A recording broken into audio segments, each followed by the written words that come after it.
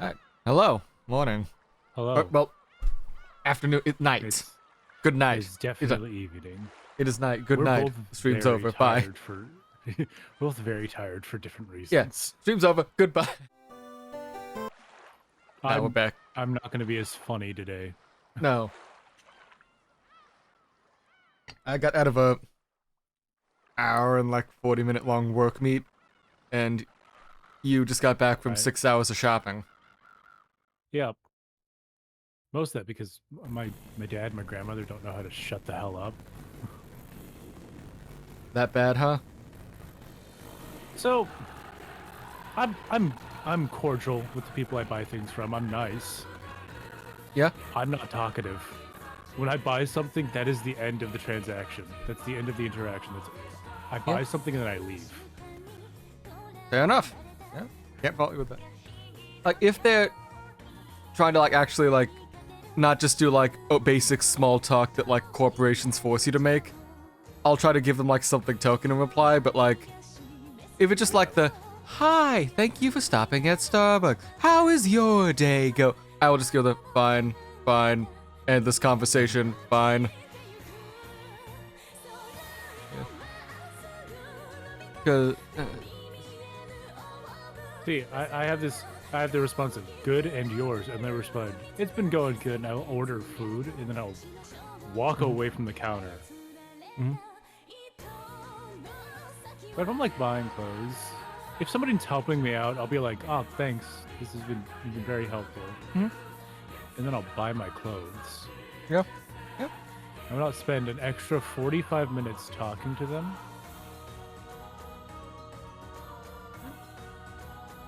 And if it's like something with like a tailor, you can't avoid like having to talk with them, Yeah. but like, I'm not gonna make my grandma pay for a tailor, because that's the reason my grandma was there. She paid for our clothes because she was like, I gotcha. have the money and nothing to do. Mhm. A lot of thank yous today.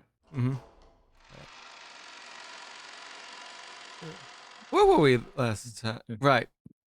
We had just finished up scene. Pretty sure that Ava and Hideyoshi are gonna be dead.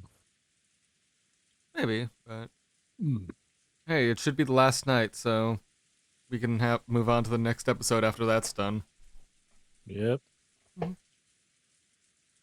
Then we can slowly whittle our way down to who you think the final group's gonna be, but hold on, Yep. what was your list? It was Kenzo, Natsuhi, Battler, Maria, and Canon. Yep. Well, that's 4 people we know are still alive, at least, so... Yeah. I'm a little iffy on Natsuhi. But like I said, I don't think Ava and Hideyoshi are going to survive this. I don't think anyone other than like Battler and Maria from the main family is going to survive this. Alright. Like, is the whole, like, Natsuhi uncertainty just a new thing now after getting more of her character? Yeah. Or she's just... Because, like, I legitimately like Natsuhi now. I didn't like her before, but I do now. I know, it's like... I feel so bad for her. She started out like an absolute bitch, and then she's like, oh, no. She's just like, living a very shitty life. Yeah. She married into a family of terrible people. And just decided to go, like, all in, all chips on the table with that family. I'm sure she's a great person. She just married She's just married into a terrible family. Well. And like Jessica, I mean, she could survive, but it's doubtful. And George is too nice to live through this. Well, I mean, it does say, at the ninth twilight, everyone dies, so... Yeah. That would be, what, episode 5, if they're doing 2 nights in episode, or if they're expanding it longer than that, that would be episode 5, so... 5 episodes to learn about everyone you love, and then watch them die. When does the answer arc begin? Episode 5. So, like, 9th and 10th, like, once everyone dies, and then, like, episode 10, that's when you get your answers. Like I said, at some point we're just gonna like switch over to the the point of view characters being cops, and you'd be like, what the fuck happened here? So apparently the island's haunted. A haunted island. What? I don't think this is under our jurisdiction. Well, 'Cause Ghostbusters live in America. Ghostbusters live in America, and I flunked out of Ghost College. I'm professor at Ghost College. Why are you working with me then as a cop? Have you seen teacher salaries? Fair enough. Yeah, that's fair. I cannot argue with that. It's that Scooby-Doo thing of, why are you stealing money? You're a teacher. And it's just the look to the camera like, that should answer your question.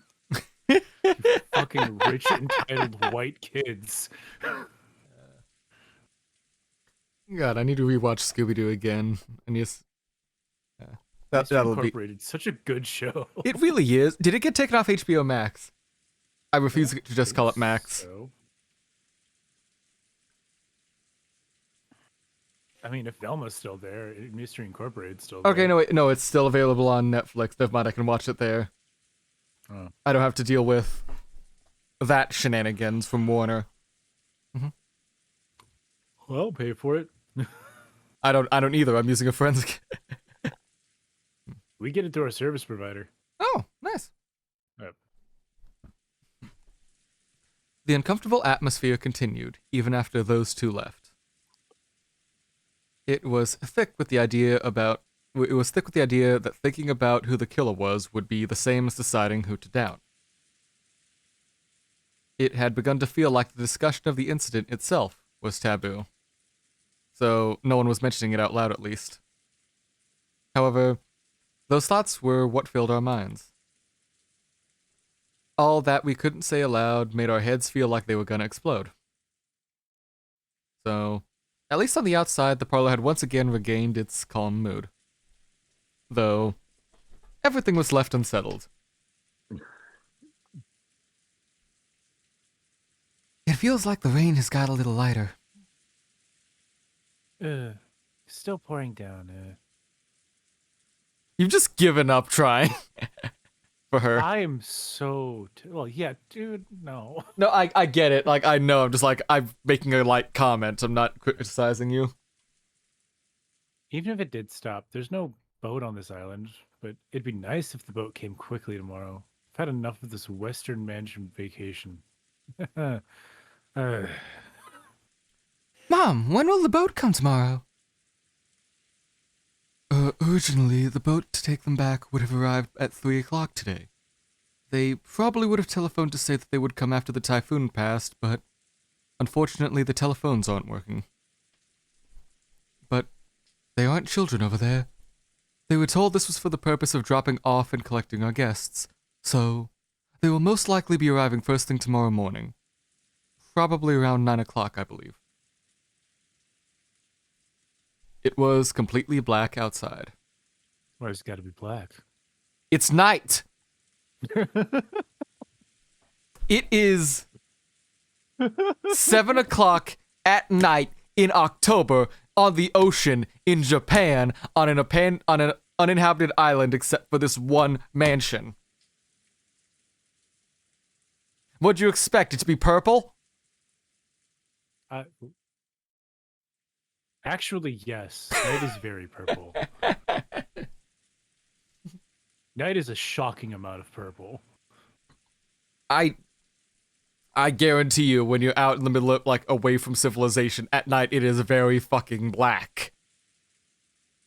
Like, once I walk away from the lights of my house, if I get anywhere, like, that isn't being lit up by the moon, it is black. It is fucking dark. If the three people who are here can't tell, I live in a city, and I've always lived in a city. I live in the country, and have always lived in the country. There's never not been streetlights around me. Mm-hmm. It was completely black outside. When I looked at the clock, I realized it was just past 7. I was starting to get hungry.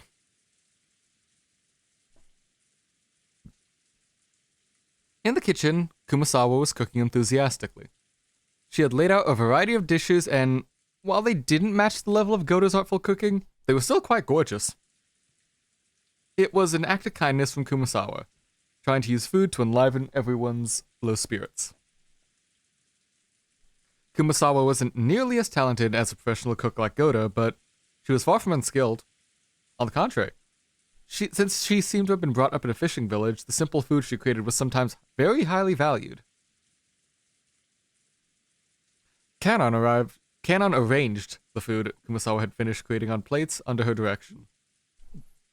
Kanon also helped in the kitchen sometimes, but since he was rarely placed in that role, he was slightly awkward, even though he tried his best.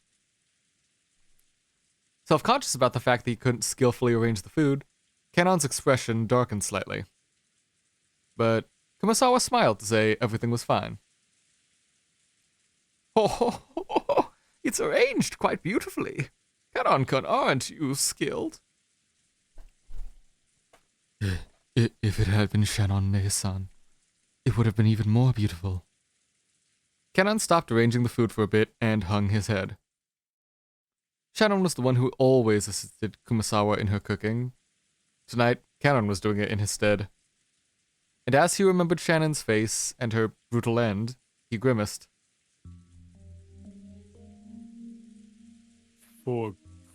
Forget it for now. Genji spoke kindly to Kanon as he advanced upon.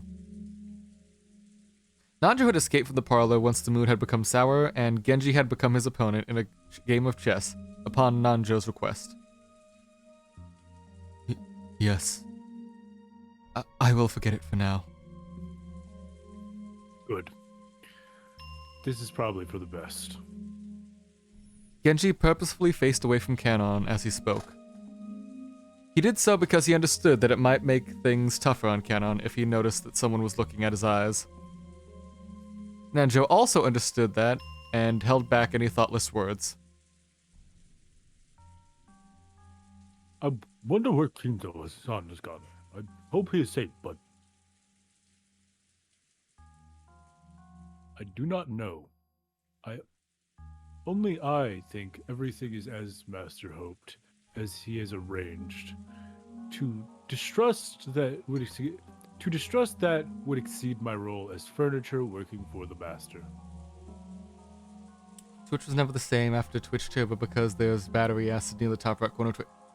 Wait, is there still like an ad for Twitch Turbo going around? Because I've never... Huh. I keep ignoring that whenever I click everything else. Yeah. But, huh. Wow. I have to click that icon just to access the dashboard to change stream stuff, and I just mentally blocked it out of my head every time. So I would see, like, the Prime Loot, notification whispers, bits, and then just glaze over, there's nothing there, I see nothing. Ah, dashboard. So, I forgot they were still offering Twitch Turbo as a thing. I literally don't use Twitch enough for it to matter. Mm-hmm. Yeah. Aren't you scared, Genji-san? I'm frightened something bad will occur again tonight. I have nothing to be afraid of. I simply work for the Ushiromiya family. Nanjo sighed through his nose and made a carefully considered move. Nanjo was very slightly dubious. Could Genji possibly think that he was left out of this? That he would be left out of this? He couldn't begin to imagine what was happening inside this mansion, but he definitely couldn't deny the possibility that it was something of Kinzo's design. If you had likened this island to chess, Kinzo had opened the game, and as a result, 6 pieces had fallen. Could it be that Genji was calm because he believed that he was alone outside the chessboard and safe? Nanjo thought about it. Wasn't everyone just a piece on this chessboard lined up equally, without exceptions? Well, wasn't even Genji, who had gained more of Kinzo's trust than anyone. No, wasn't Nanjo himself, although proud of his position as Kinzo's only friend, just another one of these pieces laid out on the chessboard? Genji-san, I'm really frightened about tonight. I'm hoping with all my heart that we will be safe tomorrow when tomorrow comes. When fuck. I'm hoping with all my heart that we will be safe until when tomorrow morning comes. You raising your own flags there again, Nanjo? Yep. Yeah. Just a bit. Say something again, like you were reading a line quickly. Like I'm reading a line quickly, or would you like me to do that in a voice? Like, do that in a voice a sec. Just I'm seeing your volume was a lot lower than before because of. Well, I'm a little tired, so. Yeah, I'm just shifting the volume slider. Okay, one more thing. All right. One more thing. One more thing. One more thing. Okay. One more thing. Hey, just one more thing, officer. Columbo. Gentlemen of the jury, I'm curious. Bear with me. Are you aware that we're making history? This is the first murder trial of a brand new nation, a liberation. I can't remember the rest. Is that Hamilton? That's Hamilton. I still have not seen Hamilton. Neither have I. I've only listened to it because the thought of sitting through a filmed version of a musical play, just absolutely the fuck not. I've seen that before because that was what I had to do for my technical theater class in college. So I watched the Shrek theater play recorded on Netflix. I'd rather swallow a 12 gauge.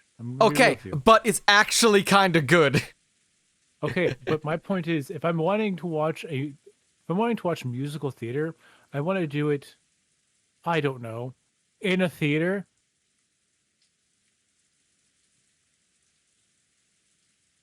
Okay. Yeah. The guest room that Ava and Hideyoshi had moved into was used to house guests before the guest house had been constructed. So, until a few years ago, they had stayed in this room every family conference and were very familiar with it. This room, just like a room at a hotel, had a bedroom and a bathroom. So, even though they were still shut in, it was far more comfortable than the parlor. I guess it's true that you can relax more when you're alone with your immediate family. They should just all do this, shut themselves in their guest rooms and lock the doors. But Natsuhine-san, that's not the one. Natsuhine-san, Yeah, throwing her weight around saying no one can leave the parlor. How can any of them talk back? She's always felt she was being left out in the cold. Now that Nissan's dead, she's in high spirits thinking her time has finally come. Seriously, how shameless can she be? Once again, I feel so bad for Natsuhi. She married into a terrible family. Yeah. These are just the worst people. These are all the worst people, and we can trace it all back to Kinzo being a shit, abusive dad. Yeah. To Kinzo being the worst. Yes. And knowing how visual novels work, we're probably gonna, like, chapter 2 or episode 2 or 3, we're gonna get some, like, flashbacks or something. Or, like, we'll find he'll either be alive or if he's dead, we'll get, like, here's a journal of his that told, like, oh, Beatrice, instead of my mad ramblings, his actually tragic backstory. And we'll feel bad about him. Because this is... He was rich and old. I don't care. Okay, but he wasn't originally rich and not old. He had to... Like, that was the whole gimmick. Like, his family literally lost everything and he had to build it up himself. And now his children are little shits. I'm not going to retroactively feel bad for somebody who's a piece of shit. You sure about that? Yeah. Didn't you just say you felt bad for Natsuhi? I feel bad for Natsuhi because now that I know she's not a piece of shit, she's just tired. There's a huge difference between being a piece of shit and tired. And, like, dealing with the most patronizing people in the world. I am going to make note of that and hold it against you once we get more character backstory and shit. Also, TK, like I understand wanting recliners in your movie theaters. I don't really care, like if the movie theater has a recliner or not, as long as there's still a movie theater.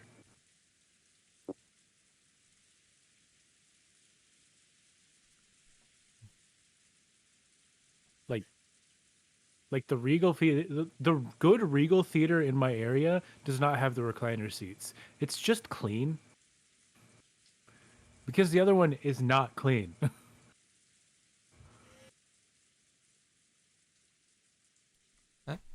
See, I just go to the same old AMC theater down the way because I am literally stuck between two cities that have different theaters. So one of them is like you can see where they actually got given money to make a nice theater and shit.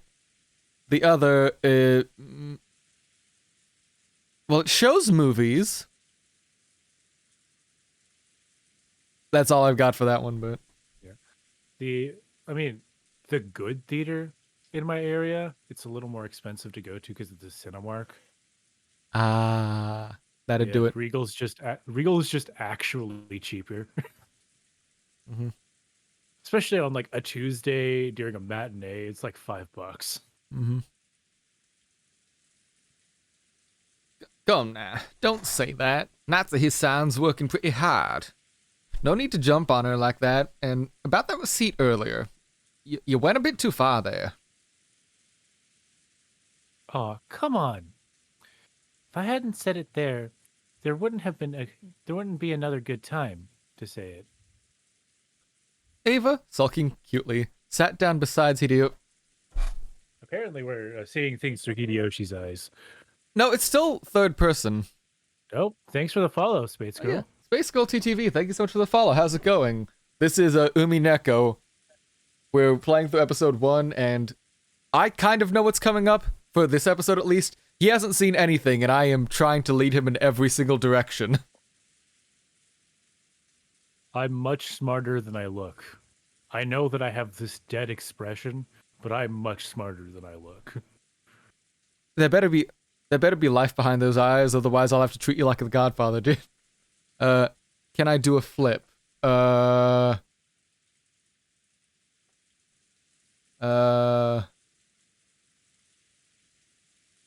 Woo.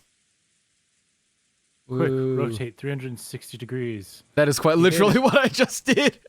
A flip.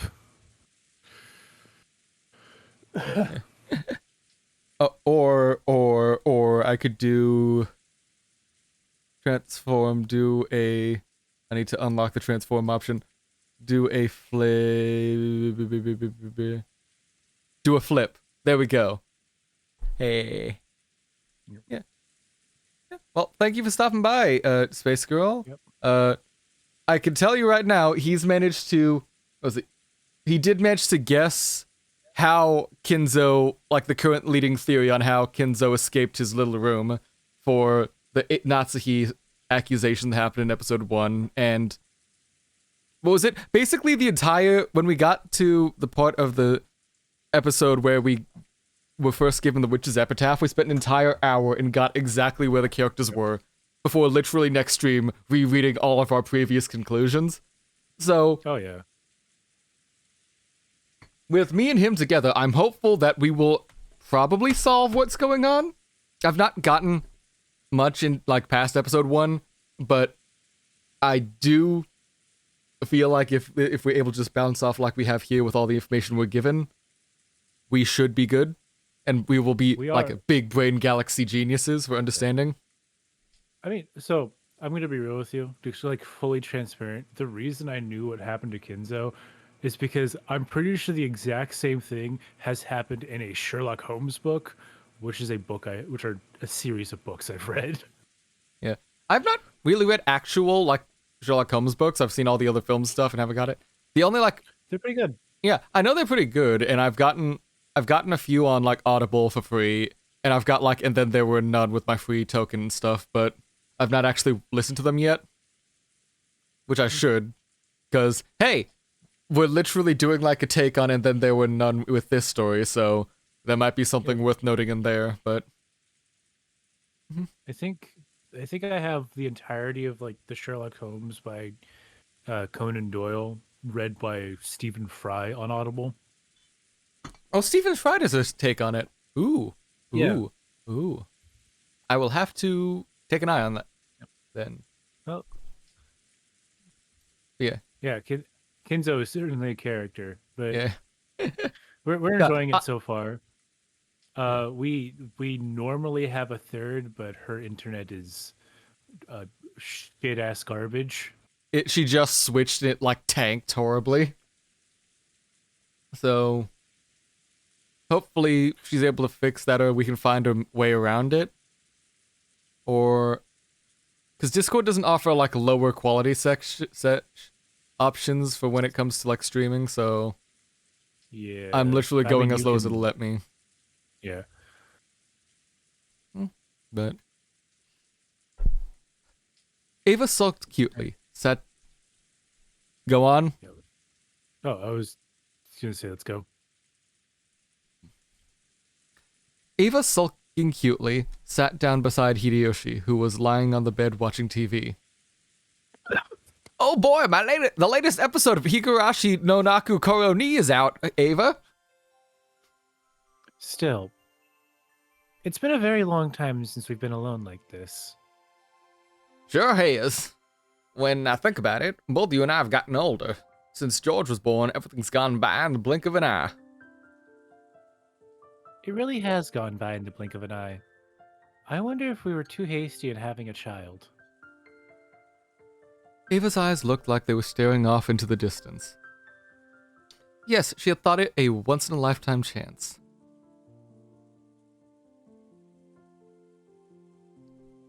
Her older brother Kraus had been unable to have a child for quite some time. 6 years passed after his marriage to Natsuhi without any sign of pregnancy, which didn't please Kinzo at all. As for Ava herself, she would have gotten removed from the Ushiromiya register anyway once she got married, so whether successor to the head was born or not, it was all the same to her. So she had thought. But then, one day, she had a heavenly revelation. Or maybe it was the whisperings of a devil that she had heard in her greed. Words, I swear, I could read. Perhaps she could remain in the Ushiromiya register if she gave birth to a successor first. If things went well, perhaps she could even inherit the Ushiromiya family herself. When she proposed this to Hideyoshi, he approved of it instantly. This had not been because Hideyoshi was also greasy in his thoughts. For Hideyoshi, who had no close relatives, it was a chance for him to feel once more like a long-forgotten thing called family. So he agreed, without hesitation, not to fuss over which family name they were going to keep upon getting married, and assented to having his name entered into the Ushiromiya family register. Hey, do you guys want me to put a red flag over the casket, or do you want me to wait? I mean, this could also just be entirely a red herring, because Nanjo also said, I hope nothing bad happens to us while we're separate from the parlor and everyone else, because everything's heated. Yeah, but it did say 2 on the second night. Okay, but so look at what shit, the 2 who are close. Yeah, that's what I was about to say. Genji and The Nanjo. phrasing is the 2 who are close in the whole which is epitaph. All right, Their so entire thing is it's either Ava and Hideyoshi, or it's Genji and Nanjo. yeah, because we can't just take things at face value because we already lost Shannon in our initial plan for George and her to die on the second day. So, gotta think a Man, bit more George- laterally. If Ava and Hideyoshi do die, George is going to be like just absolutely devastated the entire time. He lost his mom, his dad, his fiance. Damn. Poor sucker. Poor guy. He's gonna just find trying it. to be a good guy and just getting We're gonna everything open- shit thrown at him. We're going to open a door to his room. It's going to be the Sayori scene. No! He can't die like that. I don't think there's anything that says people have to like immediately get suicided here. That'd be bad for a murder mystery, because then people would question if it was suicide. And that'd throw a lot of blood into the water. Okay, you can't... I need to understand those first 6 bodies are definitely murder, because you can't commit suicide No, it's like that. no. I'm saying we can't have George die like that, because then that muddies the water so much more over who's doing what. Oh yeah. Yeah, that's what I'm saying. Anyways, like that's. Yeah. I'm just trying to like tell you my thoughts on it, but no. Yeah. No, I get what you're saying. So he's just gonna suffer then get killed, is what I'm saying. It wasn't easy to persuade Kinzo, but as his daughter, Ava knew Kinzo's personality well. So she chose a time when Kinzo was the most dissatisfied with Natsuhi, and expertly managed to make him accept Hideyoshi as a son-in-law. Looking at Hideyoshi, who had achieved success after starting from nothing, Kinzo might have seen a little bit of himself. He quickly grew to like Hideyoshi and permitted him to transfer into the Ushiromiya register. George would eventually become the successor to the Ushiromiya family. They had raised him strictly with that purpose in mind. George had been worth their while and had grown into a fabulous young man who wouldn't disappoint no matter where he went. That was why she couldn't stand that he was in love with a servant like Shannon. So, when she had learned that Shannon had died and the engagement had been invalidated, while part of her had been shocked at the gruesome crime, another part of her had been relieved that her precious George wouldn't be stolen by some servant girl. I always did hate Kraus Nissan. He was so full of himself, always swaggering around, so proud that he would one day become the head. Yes! He's like a right palms. He was the firstborn, but he was also a dick. And he sounded like this. He sounded like that. He sounded like Gilbert Gottfried without like the gravel. He talked like this when I did him because I was like, "Oh, he's a scumbag." So I made him sound like a scumbag. Oh yes, you know the scumbag. Oh, hey there, buddy. Oh hello, how are you doing today? Oh, hey there, bud. Go fuck yourself. Eh? Hey, fuck you too. I just came into this place. I heard there were some dead bodies to look at. Listen, I need to do a little bit of Canadian because our Canadian isn't here. Yeah. Hope your internet gets better soon, Velvet. Yep. If you're watching. You up? So I wanted to get back at him. Those were just my emotions as a child, of course. But in the end, those emotions took over my entire life. And if only that had been all. Because of those emotions, I got you and George involved, and I used you. Ava, don't blame yourself so much. Hideyoshi sat up and put his arm around Ava. She could feel a warm understanding from him.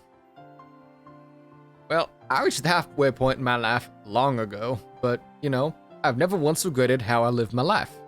Not once. I think that since I've been with you, Ava, I've been able to relish an enjoyable life that other men never will.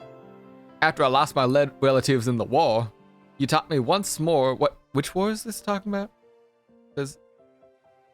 See, let's say they're 40. Yeah, because, was it? They would have to have been born in, like, the 50s then for, like, So, 40s, like, late 40s. Hideyoshi seems a little older. Yeah, a little bit older, because... So his family might be... He might have been born in the 40s. Maybe, just because, remember, they grew up on Rokkenjima, that's the thing. Yeah. But he might have grown up he might have been born in the 40s, and then his family probably were part of the military or something. Gotcha.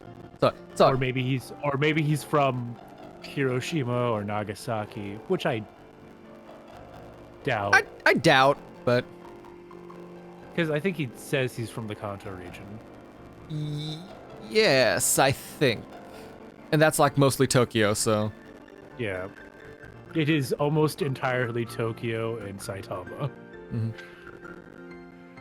After I lost my relatives in the war, you taught me once more what the warmth of family is. So, I'm grateful for the Ushiromiya family, and think of it as my only family.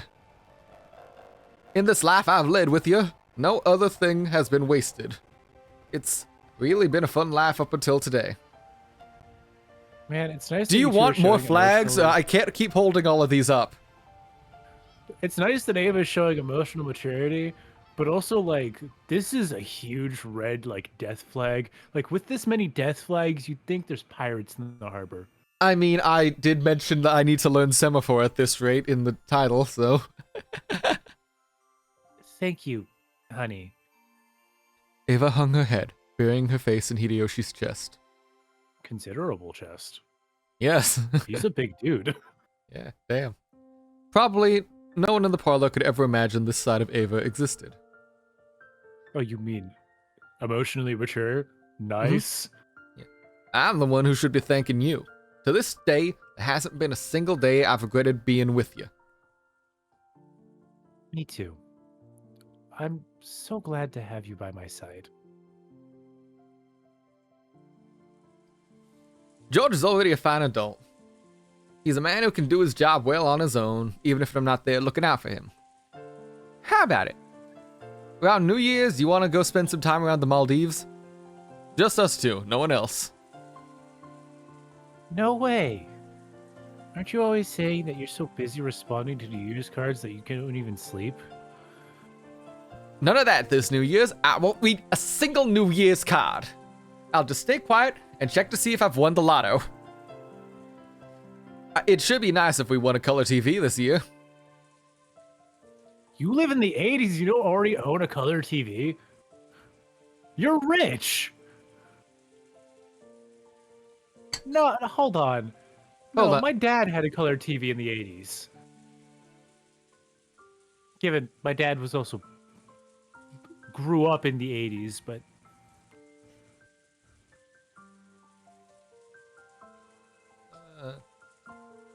hold on, let me check then for Japan for the introduction of color television.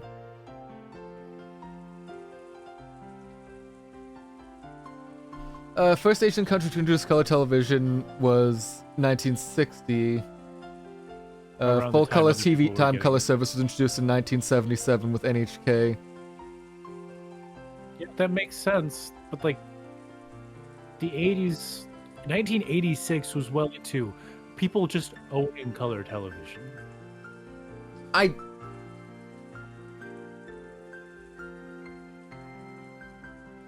Okay, at least that might be like a difference thing in just like what was popular or like mass market in Japan at that time of day. I guess. Because checking this out on here then with this Wikipedia page I have pulled up, even though we got color TV in like the 70s, like it wasn't like universal until 86 in the US. And then I guess. Japan. But I think my second point, they're rich. They should have already had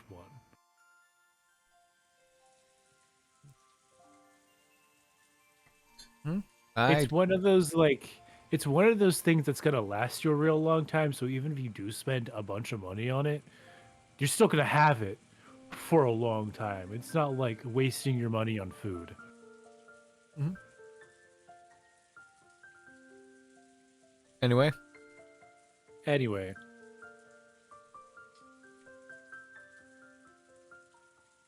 No way. I don't want to check the lottery in the Maldives.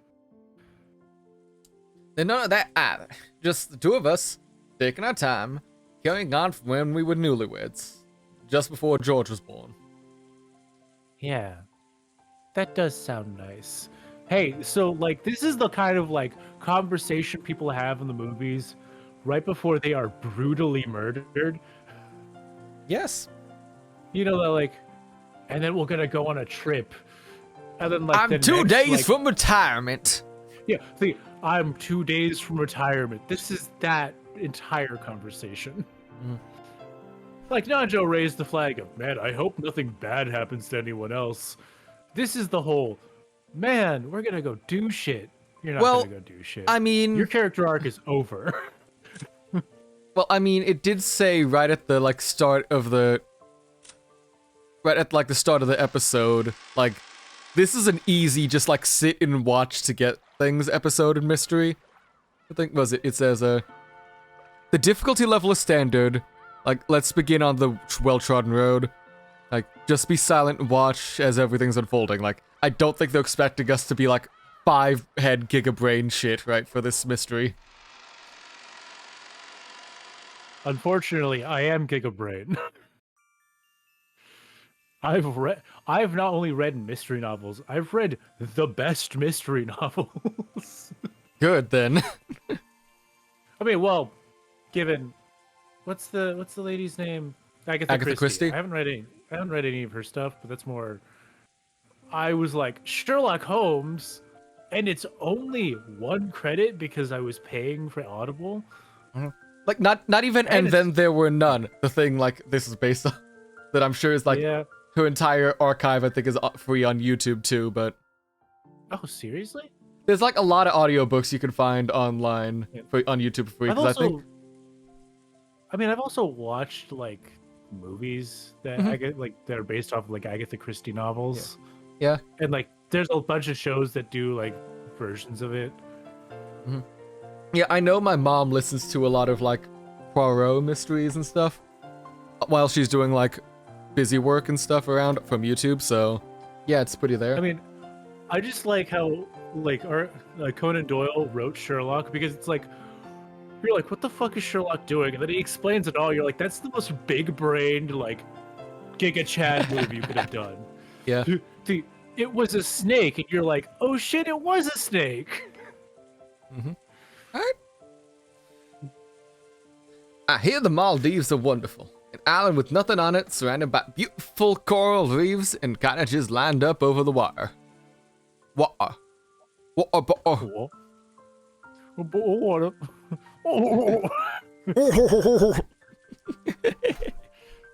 Carrying on from when we were newlyweds. When will that be? As soon as I finish some business. I won't know until I ask the travel agency, but probably before New Year's Eve. The travel agency? The travel agency. Treasure? Yes, the treasure. No way. Right now? I want to start right now. Oh, they're gonna fuck. Oh, they fucking. Peevishly, or maybe coquettishly, Ava pled for his lips. The only sounds that fill the room were the distant sound of the announcer on the news, which Hideyoshi had left on, and the obnoxious pouring of the rain against the window. Yeah, they fucking. Hey, George, did you want siblings? Because, yep. That's how you get siblings. Yep, that's how you get siblings. Okay. Madam, are you and, Sir Hideyoshi done fucking? Listen, as long as we know they're fucking, they can't be dead. Once they're done fucking, that's when we know they're dead. There was a knock on the door, and Genji answered. Heart attack. Ava's a very powerful woman. Yeah. There was a knock on the door, and Genji-san entered. Madam, dinner has been prepared. Will you eat in here again? Yes, bring it here. Is Dr. Nanjo still in the kitchen? Absolutely the wrong person. I was like, oh, he went up to their door. I mean, we've seen this parlor backdrop for a while, so... Yeah. Yes. He has said that he wishes to carefully deliberate over his next move. Do not worry. He's with the other servants. They're separate. Ava and Hideyoshi are dead. Nah, but you can still hear them fucking in the distance, can't you hear?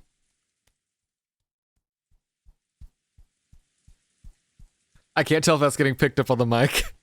It's getting picked up. I'm not acknowledging it.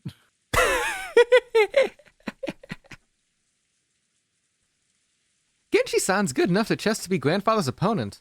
He is even better than Dr. Nanjo, you know? Is that right? I played against him long ago, but he must have let me win.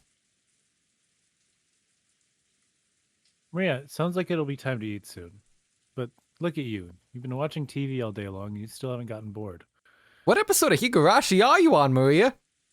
Man, Maria living the classic Nobunga life. I watched a lot of TV as a kid. I watched so much fucking TV as a kid. I'm watching TV, so I'm fine.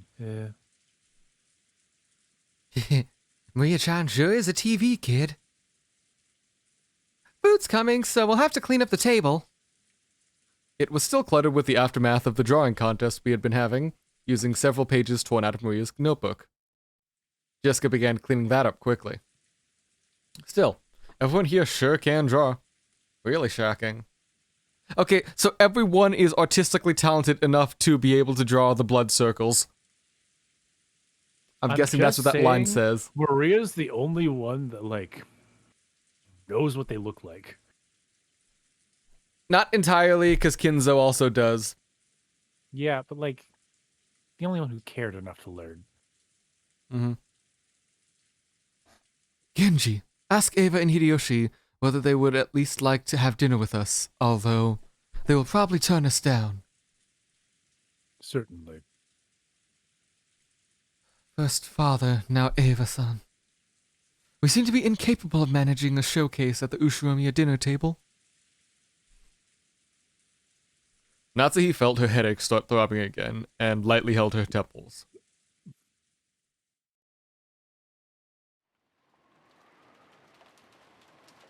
The distance from the kitchen to the parlor wasn't that large, so Genji had gone there and back by himself. But the guest room was a little farther away. Natsuhi had warned him not to be alone without good reason. And just now, Nanjo had also admonished him, saying that it would be better if he held a little more concern for his safety. Genji took Kanon with him, and the two of them went to visit where Eva and Hideyoshi were in their guest room. Genji knocked on the door. Eva-sama, Hideyoshi-sama, dinner is prepared. He waited a short time for them to come out, but there was no response. Genji-sama, take a look at this. Kanon pointed under the door. A Western-style envelope had been inserted underneath it. Normally, when something was inserted this way, it would have been interpreted as a message from someone outside to someone in the room. So, since this might be a private note meant for Eva and Hideyoshi, it was not something Kanon and Genji were supposed to take interest in. But this Western-style envelope was Kinzo's envelope, the same as the one Maria had taken out last night and surprised everyone with. Alright, it started playing and it was like, Halo. Oh.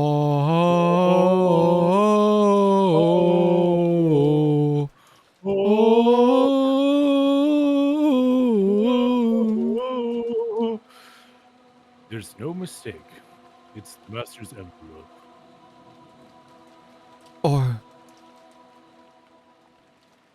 Although it had been Kinzo's envelope, the author of the letter Maria had read aloud last night had not been Kinzo. Genji continued knocking a little harder and called out in a loud voice. Eva-sama? Eva-sama. It is Genji. Are you there? Please answer, Eva-sama. That keyhole's upside down. Yes. It's a certain kind of lock. That's weird. Yeah, it is weird. But there was no response from inside. I opened the door slowly. Totally different game. Sometimes when the servants went to call some guests for a meal, the guests would be sleeping so deeply that they wouldn't wake up. In times like that, the servants would stick a letter in the door to show that they had been called and to just leave the guests be. Right, I just need to flip the entire game upside down. Hold on.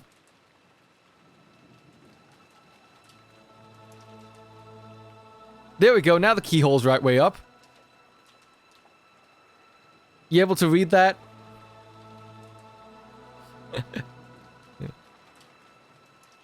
You see, I can read that, but that's because You've got a have Discord weird- stream. yeah. Well, I also have like weird, awful talents. Wait, what? You really can? Yeah, I can read upside down. Wild.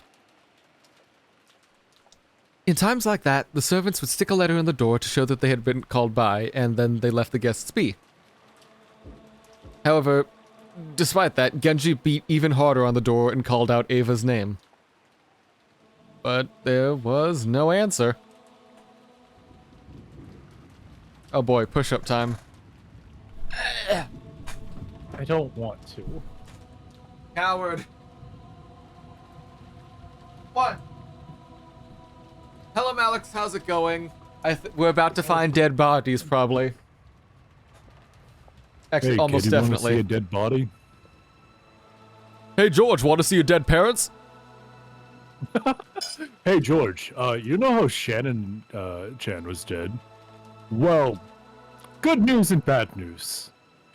She's not alone anymore. And your mother I can't guess complain. that's also the bad news. Your mother's not Your going to be able mother to can't- complain about you proposing Your to brother Shannon. can no longer complain about you being in love with a servant. But that leads into the bad news. Your mother and father are dead. I did it anyways, TK. I just didn't want to. Canon stuck his ear up to the door, holding his breath, and listened for any sounds coming from the inside. I hear something that sounds like television, but I don't sense anyone. The room might be empty. Genji took out a handkerchief and, careful not to touch it with his bare hands, gently pulled the envelope which had been stuck under the door. It had been sealed with a deep red sealing wax. Without a doubt, the mark on that sealing wax had come from the Ushiromiya family head's ring. Eva-sama, please answer. Are you still in your room? Even so, there was still no answer. There was a chance the two were aimlessly walking around the mansion. This was the home Ava had grown up in. There was plenty of reason to think that she had gone out on a casual stroll. Genji groped around in his pocket and pulled out a bundle of keys, including the one that would open the guest room. Genji-sama! Canon also understood what it meant. They would sometimes unlock a guest's door so they could go in and do things like make the beds, but only after they had made sure the guests were out. To unlock the door for a separate reason, and especially to do so when there was a chance guests were still in there and without their permission, was an act unbecoming of a servant. However, Genji had decided, if the only problem had been that his knock hadn't received a reply, he wouldn't have gone this far. But the envelope on the door was doubtlessly Kinzo's. Or rather, one of the western side envelopes of the Ushiromiya family's head. And after last night, the sender of this envelope could be someone other than Kinzo. If this letter had been sent by someone other than Kinzo... Eva-sama, my apologies. Allow me to enter your room. After giving that final notice, Genji stuck one of the keys from the bundle into the keyhole. There was the sound of the door unlocking. Then he slowly turned the knob and started to open the door.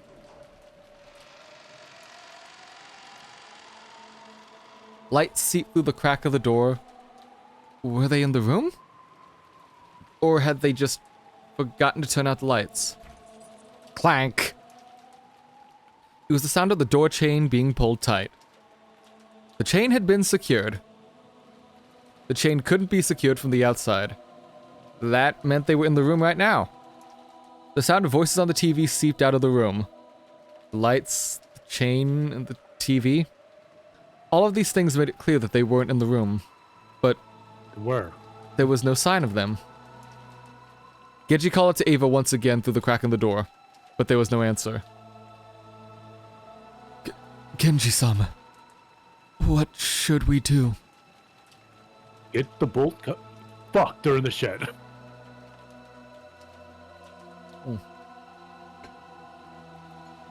But no, that's what you do. You get some bolt cutters because if they're suffering or dead in there, you want to make sure that room gets opened. Okay, Case? that was... Sorry, one sec. My model decided to go off on an adventure to nowhere. Yeah, I saw that. I'm trying to figure out what's going on here. Case.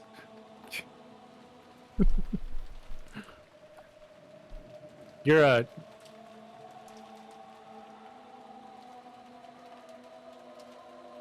Alright. There you are. Hello, am I back? Yep. I have no clue what was going on there.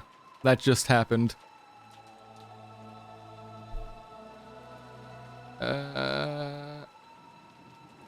Right, As part of their job, the servants were able to unlock almost any lock in the mansion, but they had no way to open a door with a chain. The only way to get by the chain was to cut it, and that was certainly not permitted to part of a servant's work. So that was certainly... my model just entirely threw off my prose.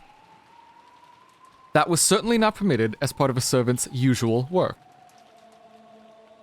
A creepy chill was already rushing up their backs. Canon held his breath again and tried to sense someone through the door, but even so, he wasn't able to sense anyone. I'll go call Madam. Canon, cut the chain. Yes, sir. As Canon rushed away to get hurriedly away to get a cutting tool, he was called back by Genji. Wait, Canon. Go back to the kitchen and take Kumasawa with you. Whatever you do, do not act alone. Yes, certainly. It looked like Canon was wondering why he had to do something so troublesome in the middle of this urgent situation. But Genji had said it out of wariness. He didn't care what happened to himself, but in the worst case scenario, he didn't want anything to happen to Canon.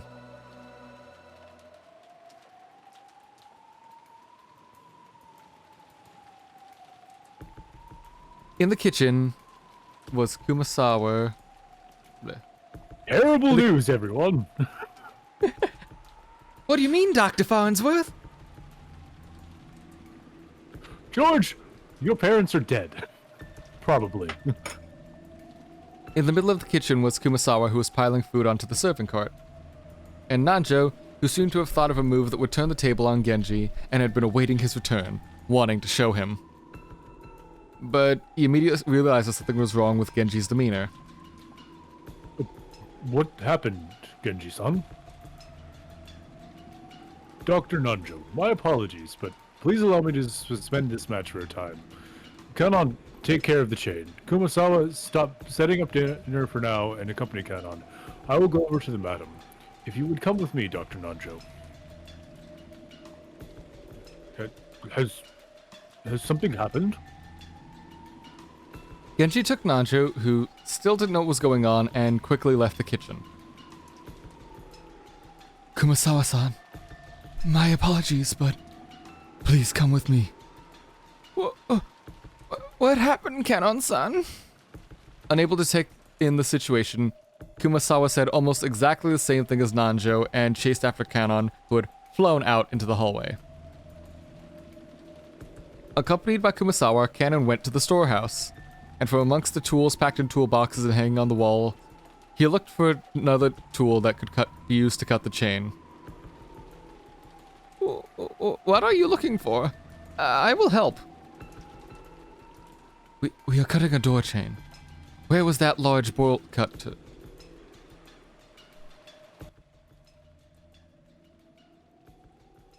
Hold on.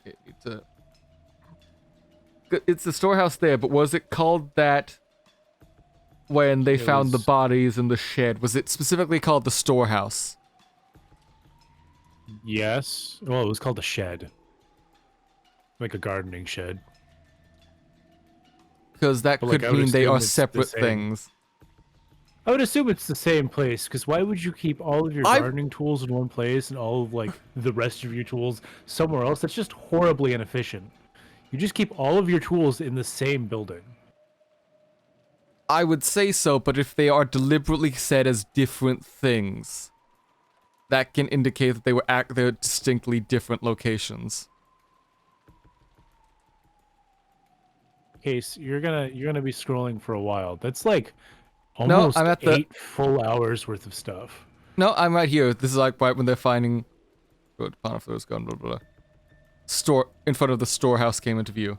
Old shed of a storehouse. Gotcha. A door chain?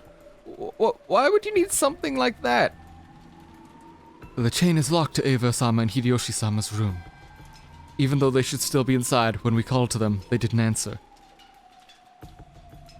It took Kumasawa some time to figure out how cutting the chain and Eva and Hideyoshi not answering were connected, but she did realize that this was an urgent situation. This will probably... Kenan took down a very large bolt cutter that had been hanging on the ceiling. On the wall. It was called a cutter, but maybe it would be easier to understand if it was described as having the shape of a large pair of pliers. He recalled being warned that it was a dangerous tool that could easily cut through one of your fingers. Kenan took that and rushed up the stairs. He knew it instinctively. He should fight for every minute, every second to open it quickly. Or maybe... already... Please wait, Kanon-san. Hurry. Kumasawa eventually caught up with him, gasped for breath, and with both hands on her knees. When Kanon changed his grip on the bolt cutters and looked up at the door, he let out and struck speechless. And with that, we have an ad break. Cool. Yeah. Okay. Oh, what a great song. Oh, fantastic. Do you mean you don't love the dulcet tones of Hell's Halls? Hell's Halls. Fantastic. Anyway, ad's starting right now. We will be back in a few minutes on the other side. See you there when we're done.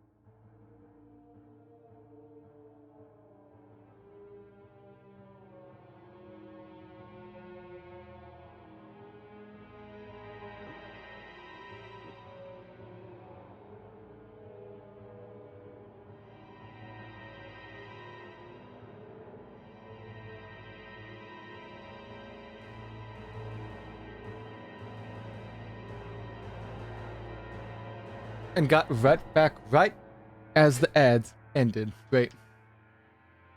Yeah. Cool. Fantastic. What is this? Kumasawa screamed weakly, her face pallid.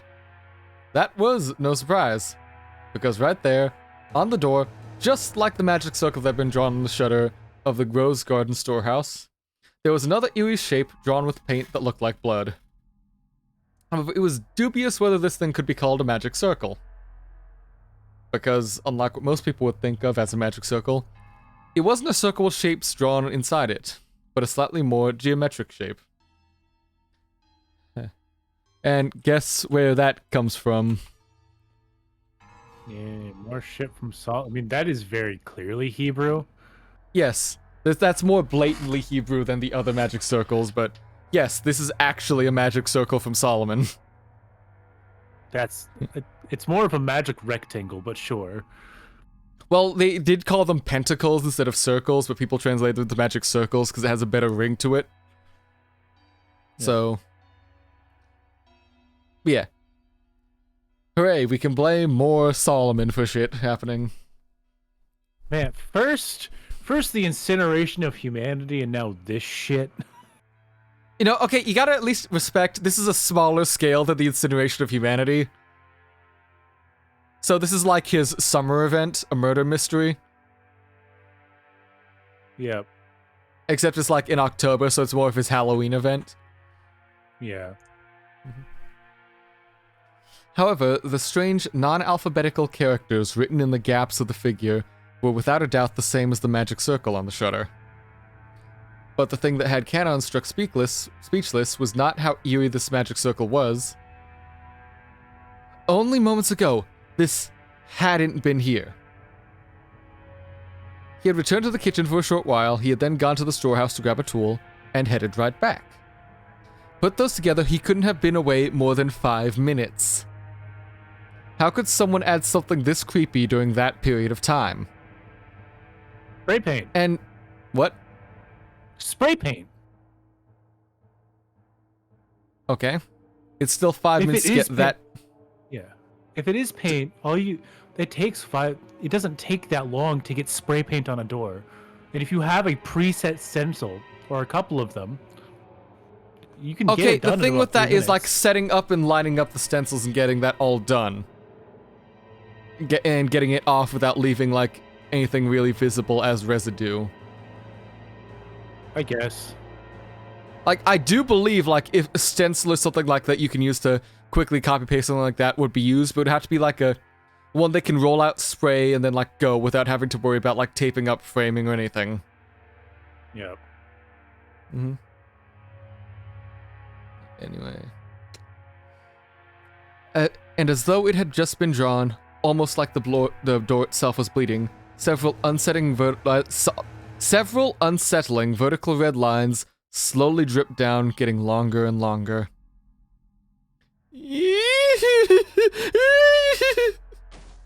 Kumasawa's knees gave way, and she sank down on the spot. If Kumasawa hadn't done this first, Canon was sure he surely would have wanted to. Beatrice-sama. It's the work of Beatrice-sama! How horrid! How horrid!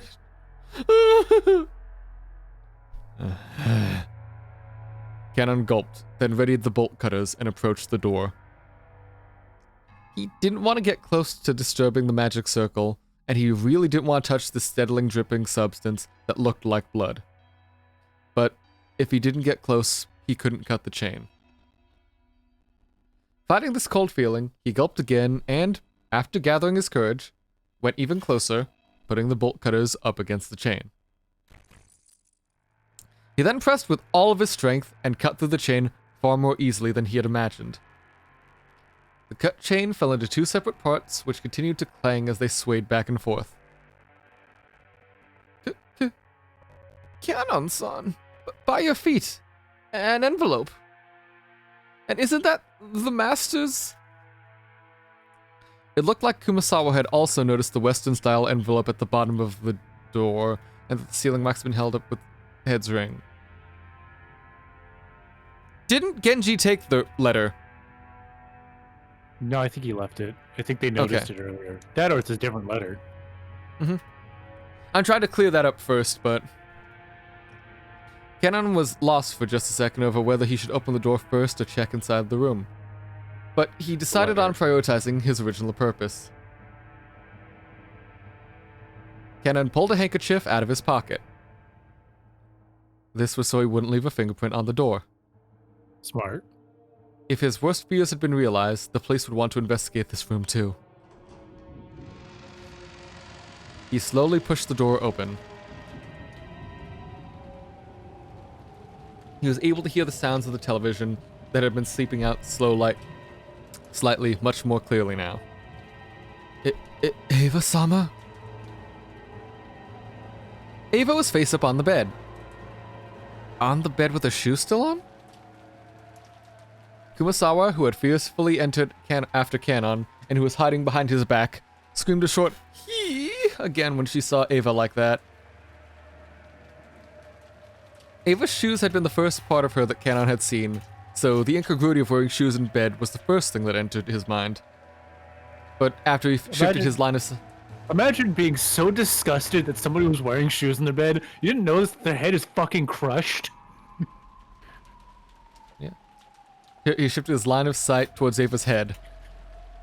Kanon couldn't help but let out a short scream like Kumasawa. Right in the middle of Ava's forehead, something was... set there? Growing there? No.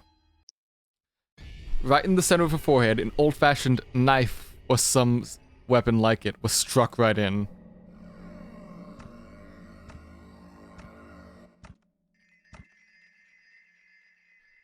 From the base of where it was stuck in, blood dripped down, staining the sheets on the other side bright red.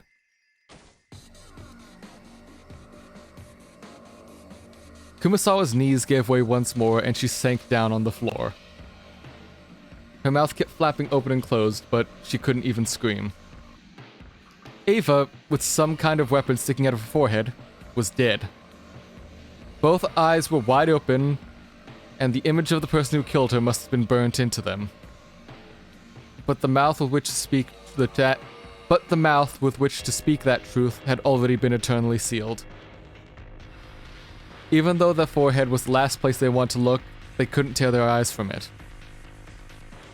Right there, the weapon was stuck into Ava's forehead, standing almost perfectly upright. And on the handle was designed so complicated you could never expect to see it on an ordinary weapon. That thing could only be summed up with the word occult. It was a vulgar object with a design that might have been some sort of demon.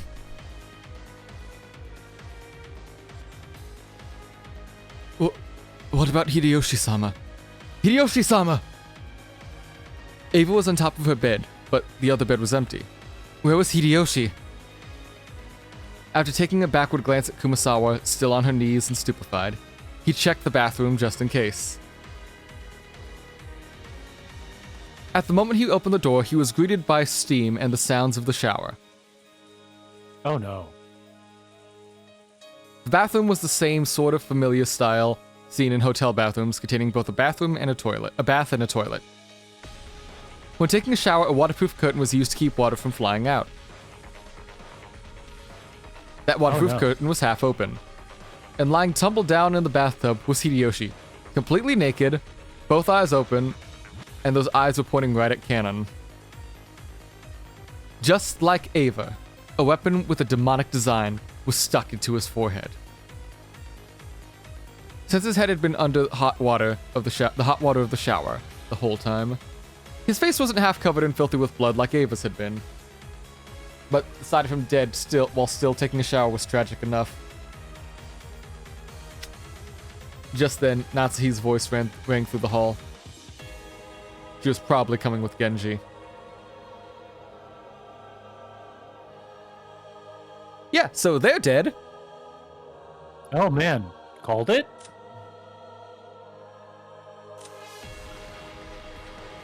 Found in the bathroom of the same guest room Ava was found in, with a weapon resembling an ice pick having been rammed into his forehead, just the same as Ava's. You can't see either of them by looking through... No, do you want me to do the creepy voice? Go ahead. I'm gonna do the creepy voice.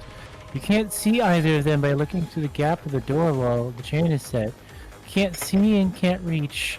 Go on. Could a human have killed them then?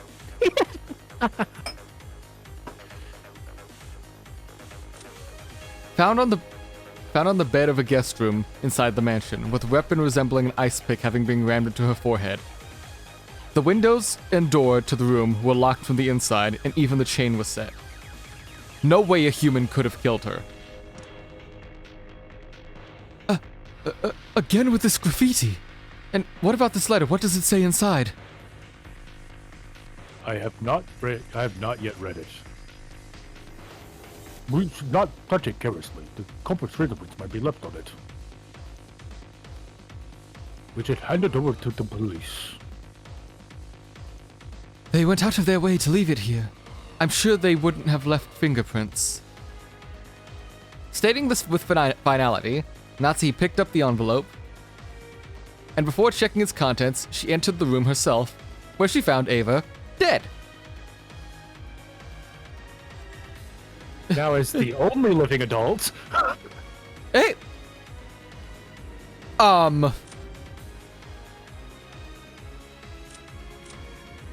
No, I mean the only, living Parent. adult that's a parent. Yeah, the only living parent. All of Kinzo's children are dead. Ava-san! Madam, Hideyoshi-sama is here too. It is truly atrocious. I want to see that design a bit more. That is a really fancy knife they stuck in his forehead. Damn. It's animalish. Well, considering Ryushiki does like Tsukihime and probably Fate, probably. Possibly. It's the drill that... No, it's not. What is Fergus's Noble Phantasm? Fuck, I know what you mean. Because that's what Emma uses at one point. Or Archer. He has... Khalidbolg. Yeah, Yeah, it's Khalidbolg. Yeah. It's the drill that pierced the Hideyoshi. Yep. Anyways, he's very dead. Yeah, this is you. You always said that. Truly atrocious. Canon, turn off the shower. Don't let this be any more pitiful than it needs to. Also, that would raise our water bill by insane amounts. Yes. You. I know. I was trying to, shift back in from... Canon gripped his handkerchief and twisted the valve, turning off the shower. In the bathtub, a small bottle of body soap had fallen with its cap off. It really looked like he had been attacked right in the middle of taking a shower. A spray of blood still clung slightly to the white bathrobe tub. A spray of blood still clung slightly to the white bathtub, and the combination of red and white marble made a horrible contrast. Dr. Nanjo. I understand. No signs of post-mortem lividity. Rigor mortis hasn't begun either. I can say barely an hour has passed since they were killed, if that.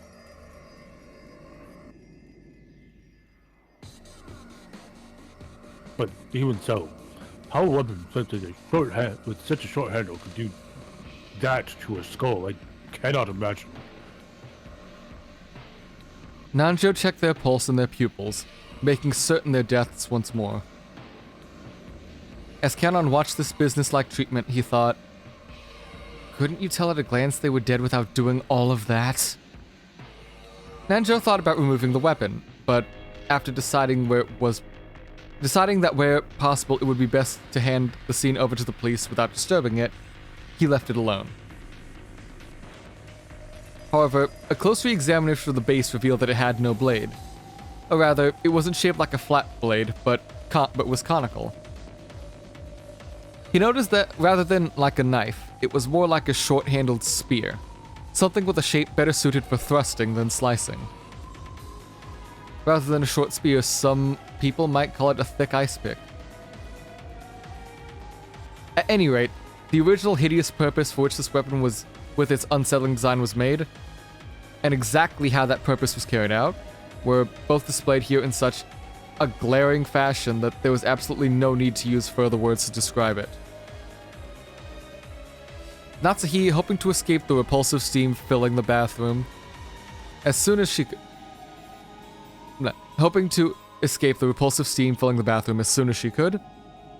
covered her mouth with a handkerchief and dashed out of the room.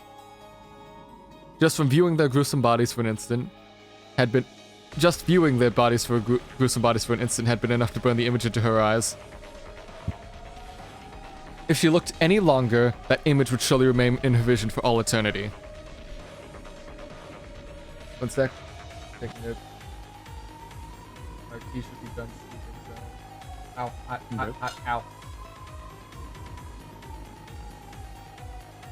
Also, I know you said you were tired too, because it was a long day for both of us. How are you holding up?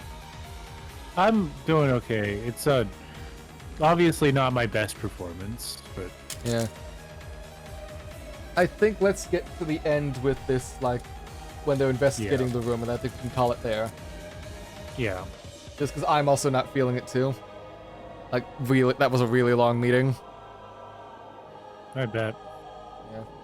Like, it was fun. It was about our, like, game studio and stuff, what we're planning on doing, but it was also just long. Yeah.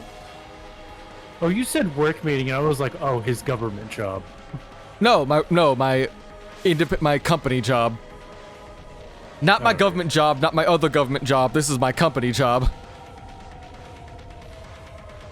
And Workaholic, then, remember? You came here to do your personal job. Exactly. And then I'll also have to spend some time working on my commission job. Yep. The rising urge to vomit was exactly the same feeling she'd had that morning at the gardening storehouse. For a while, Natsuhi couldn't help but stand with her back facing the guest room, fighting the sickness in her stomach. Anyway, we can't let George-kun see this. That wasn't her voice. We can't let George-kun see this room. That was, yeah, whatever, close enough. Yep. Quickly, close this room up. Gracious, no. It shouldn't be shown to them. If George-san saw his parents in this brutal state. But the recklessly approaching footsteps were obviously George's even before he came flying into the room. George and the other children had been waiting in the parlor. But they had seen Genji call Natsuhi out and had noticed her turn pale and fly out the room. They had a feeling that they might have been the bearer of bad news, you know? A small little hint that, oh no, shit's gonna get fucky. And when they saw a large group of people gathered around the guest room, they were sure of it. Father! Mother! What? What is this? Another magic circle?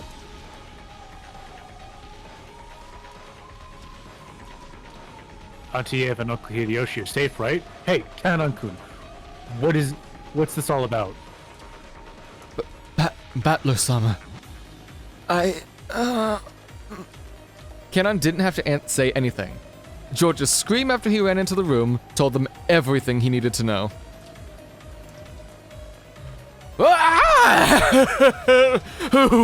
Who did this?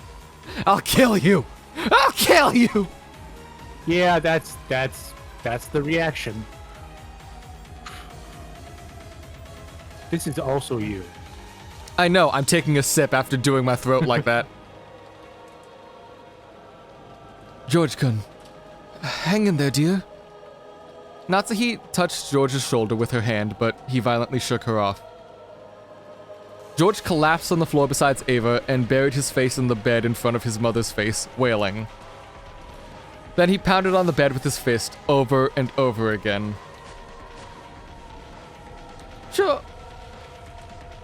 George Nissan, hang in there? You have a living parent. Battler? Battler-sama. Battler had his back against the wall of the hallway, and was, without restraint, covering his eyes with his right hand and weeping. Horrible. This horrible. He proposed to the girl he loved and lost her the next day. And on the same day, even his mom and dad were killed? Isn't that just way too harsh? Of course, he felt sorry for everyone who had died. But Battler felt far more sorry for those who had been left alone by the deaths of others. Everyone here has now lost someone close to them. George wasn't the only one he felt sorry for. However, George's pain was far greater than everyone else's. But Battler. Sure, all people die sooner or later, but if you're human, the day is gonna eventually come when you've got to fight the sorrow of losing someone close to you, but still, shouldn't that day be far in the future for Anarchy, and shouldn't those deaths visit him one at a time? Horrible. It's too horrible. Bastard. Bastard! Don't you have the slightest bit of human compassion? Oh. Battler, don't cry. Don't cry. Maria tried to comfort Battler in a mechanical-sounding voice. Battler violently wiped his tears. Damn it. I won't cry anymore. Tears of regret, tears of sadness, I won't shed them again. Yeah, it's no goddamn good at all. The witch is backing us into a corner. We'll always be on the defensive, and that's no good. It's no fucking good. I'll flip over the chessboard. That bastard probably thinks of us as like sheep, just cowering in fear until tomorrow with no way of running. But guess what? I'll flip it over. I'll flip it over too. Push up. Drop, bitch. Way to just absolutely interrupt the scene to you. What? People are dead and we're getting our gains. Look. There ain't no gains being got. Riseth and grindeth, friend. My rise and grind is waking up in the morning and not dying. Go fuck yourself, do the uppity. Ding dong. Get fuckity, do the uppity. That bastard can't escape this island until tomorrow either. We won't be the only ones hiding away pissing ourselves. That fucker will. I'll expose you, you'll see. By tomorrow? No, forget tomorrow. Tonight. Before the night's over, I'll be gripping you by the collar.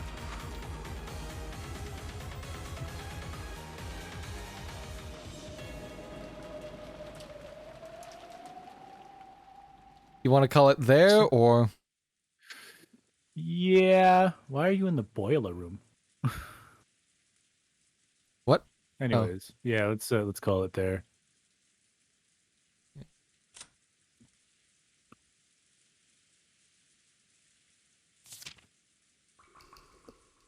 Sorry for the shorter stream, guys. Like me and Case said, we are we're tired. kind of tired. Like we came into this like very tired. Mm-hmm. We did not plan ahead as much as we thought. Yeah. I thought the thing I was doing today would have been like 3 hours and would have time to like recoup and, you know, relax. Okay. Yeah. So, my initial plan was to go raid Lemma, but it looks like their stream just died. Ah. And they're saying in chat, like, guess that stream, so... Nordic Owl's streaming. Milk Drops is streaming. Let's see... Oh, Shootin' Dragoon's streaming, so let's go say hi to him. Right. Yeah. Actually, let me quickly check my schedule. Did I have something planned for... We could try something Friday again, though I don't think we'll get Velvet then, because that's her birthday. So... Okay. We could try that. I know I can't do Saturday this next week, because that's when I'm going to be a guest on ELH's channel, playing an Avatar The Last Airbender tabletop, with Nitori, Yuma, and Choco Jax. Oh, well, tell them I said hi. Will do. But probably like Friday and Sunday we can do that then? Maybe? Yeah. Okay. Yeah. We'll just keep that as like a rough plan then. Yeah, it's surprising to see she's the one still alive when she's the one waving the gun around. Man, it's almost like she has a gun. Yes, and someone just, like, a witch just killed 2 people in a locked room with spikes. Yeah. Like So I I don't said, know either if Natsuhi dies next or she survives the whole thing. that is a very specific condition. Well, so my thoughts on her is that she might survive the whole thing and just be like, yeah, this is what happened, and be like with Battler and whoever else survives. Because Battler is nearly guaranteed to survive being the main character and our point of view character. I say nearly guaranteed because this is the Higurashi author, Yeah, I'm who like, is this is the known for Higurashi killing author. his main characters. And we do have a backup sister, like, that we have not been introduced yet, but, like, I don't know if Battler dies or goes insane. We'll probably take over her at some point. But, Yeah, man, because she was given a, it wasn't just naming that she had a sister, we were given a specific name, which makes me think she's going to be important later. Yeah, but she's also like no older than like 5. No, she's not. She was 5 when he left. I think. She was... Ain't she Kyrie's kid? No. This is, like, Battler's little sister by... Not... Battler's little sister to his mother, I believe. His actual blood mother. Yeah, so,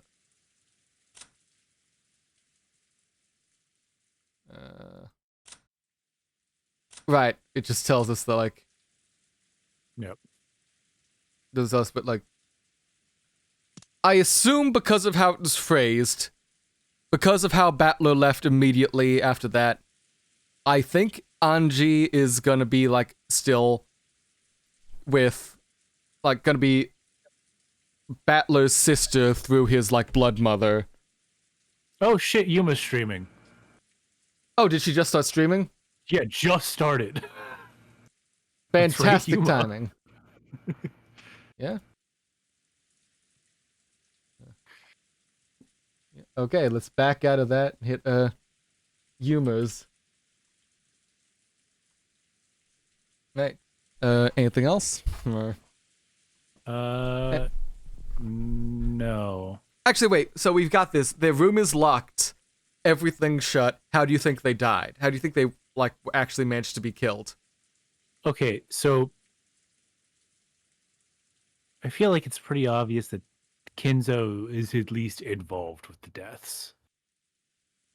Okay. But so assuming there's no magic being on that side of it, looking at it from a locked room perspective, did they check the windows? They said specifically, like, the windows and doors were locked. The only way I could... Shit. I mean, there is a way to put a chain onto a door without being inside of it. It takes an incredible amount of effort, and it is not worth doing. Because you have to have, like, a coat hanger or something, and then you, like, find it, you put it on, and you slide it over.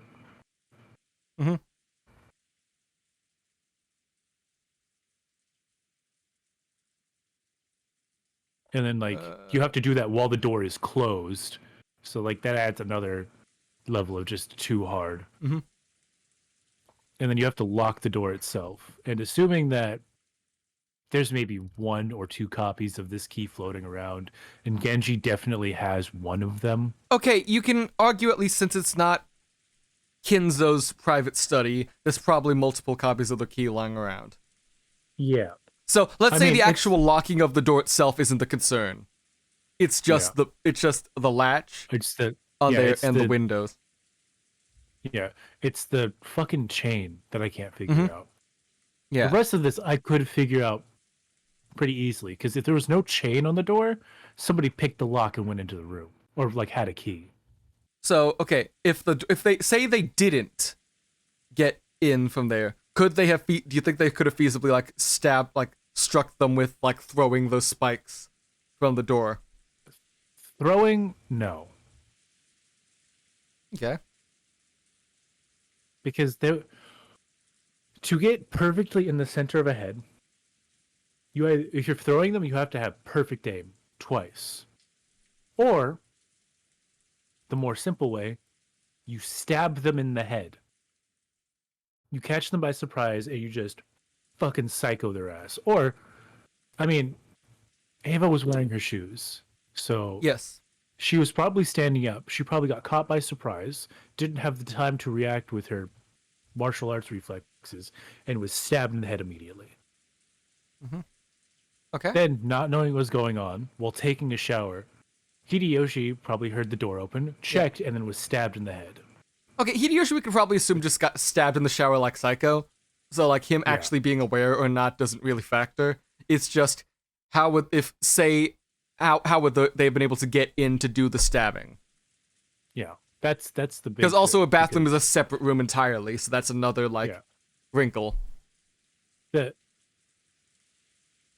The best, the biggest thing about this is it wasn't a knife. They were similar to ice picks. Yeah, it was an ice pick or which are better for getting through. Well, they're better for stabbing than a knife, actually. And it was visibly, if you go in before you say, it was also visibly big enough that it probably wouldn't have fit in the lock to pick it. Yeah. Yeah. So. But the biggest thing there, the biggest thing that's fucking it up, is the fact that the chain was there. Chain was there and was still intact. You can't put the chain on the door if the door is still open. Okay. If you've ever had a chain on a door, you can't put unless it's an up and down. No way. So, hypothetical thought. On these door chains, depending how fancy you can get with these door chains, it can either be those little embraided rings or just a regular link. Say you could cut it with a smaller lock beforehand to get in and stab them. When you're trying to leave when you're leaving, you either just open up one of the other rings then shut it so that the actual chain is shorter than it was before and maintains the actual lock position. Because that is the easy way of just cut the chain, get in, and then just fix it. Because they're going to cut the chain anyway, so they might not. Yeah. Yeah. But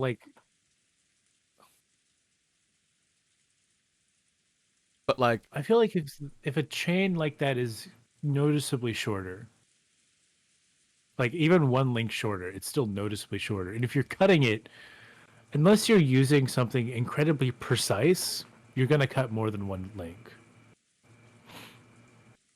Because bolt cutters aren't exactly small things. And I don't know if you've ever bolt cutters have you used? I'm not saying they're not precise, but I'm saying how the fuck would you cut more than one unless you're very bad at using them? Well, you're just going in and cutting a chain. So you're likely to at least nick one of the links, while cutting through one of them, if not cutting through two of them. I have no clue what bolt cutters you've ever seen used. That's never been how it's worked in my experience. Also, do you know how big the chain on a door is? It is tiny. Again, that's what I'm saying. That entire theory depends on how big that specific chain is, because it can vary a lot depending on what kind. But because you can get these tiny embroidered model things, these bigger ones, which you could feasibly cut one without the others getting nicked. Yeah. Ah! Oh, hey, Kate, Pac? What? Hello? Pac came in and then left. Pac? Hello? He left. God? God? Okay, but hello? The biggest thing right here, the one you're hovering over, you see how that is set up? Sorry, wrong button. You see how that's set up? The door chain, the way the lock works, if it's side to side, impossible to do it from the outside while the door is open. However, and there is a caveat to that, if it's up and down, I mean, yeah, you still have to cut the chain, but it's not impossible to have them open the door or like not have it chained, and then chain the door from the outside because you're going from an up-down position instead of a all the way across position. Mm-hmm. Like the one row down and then to the left.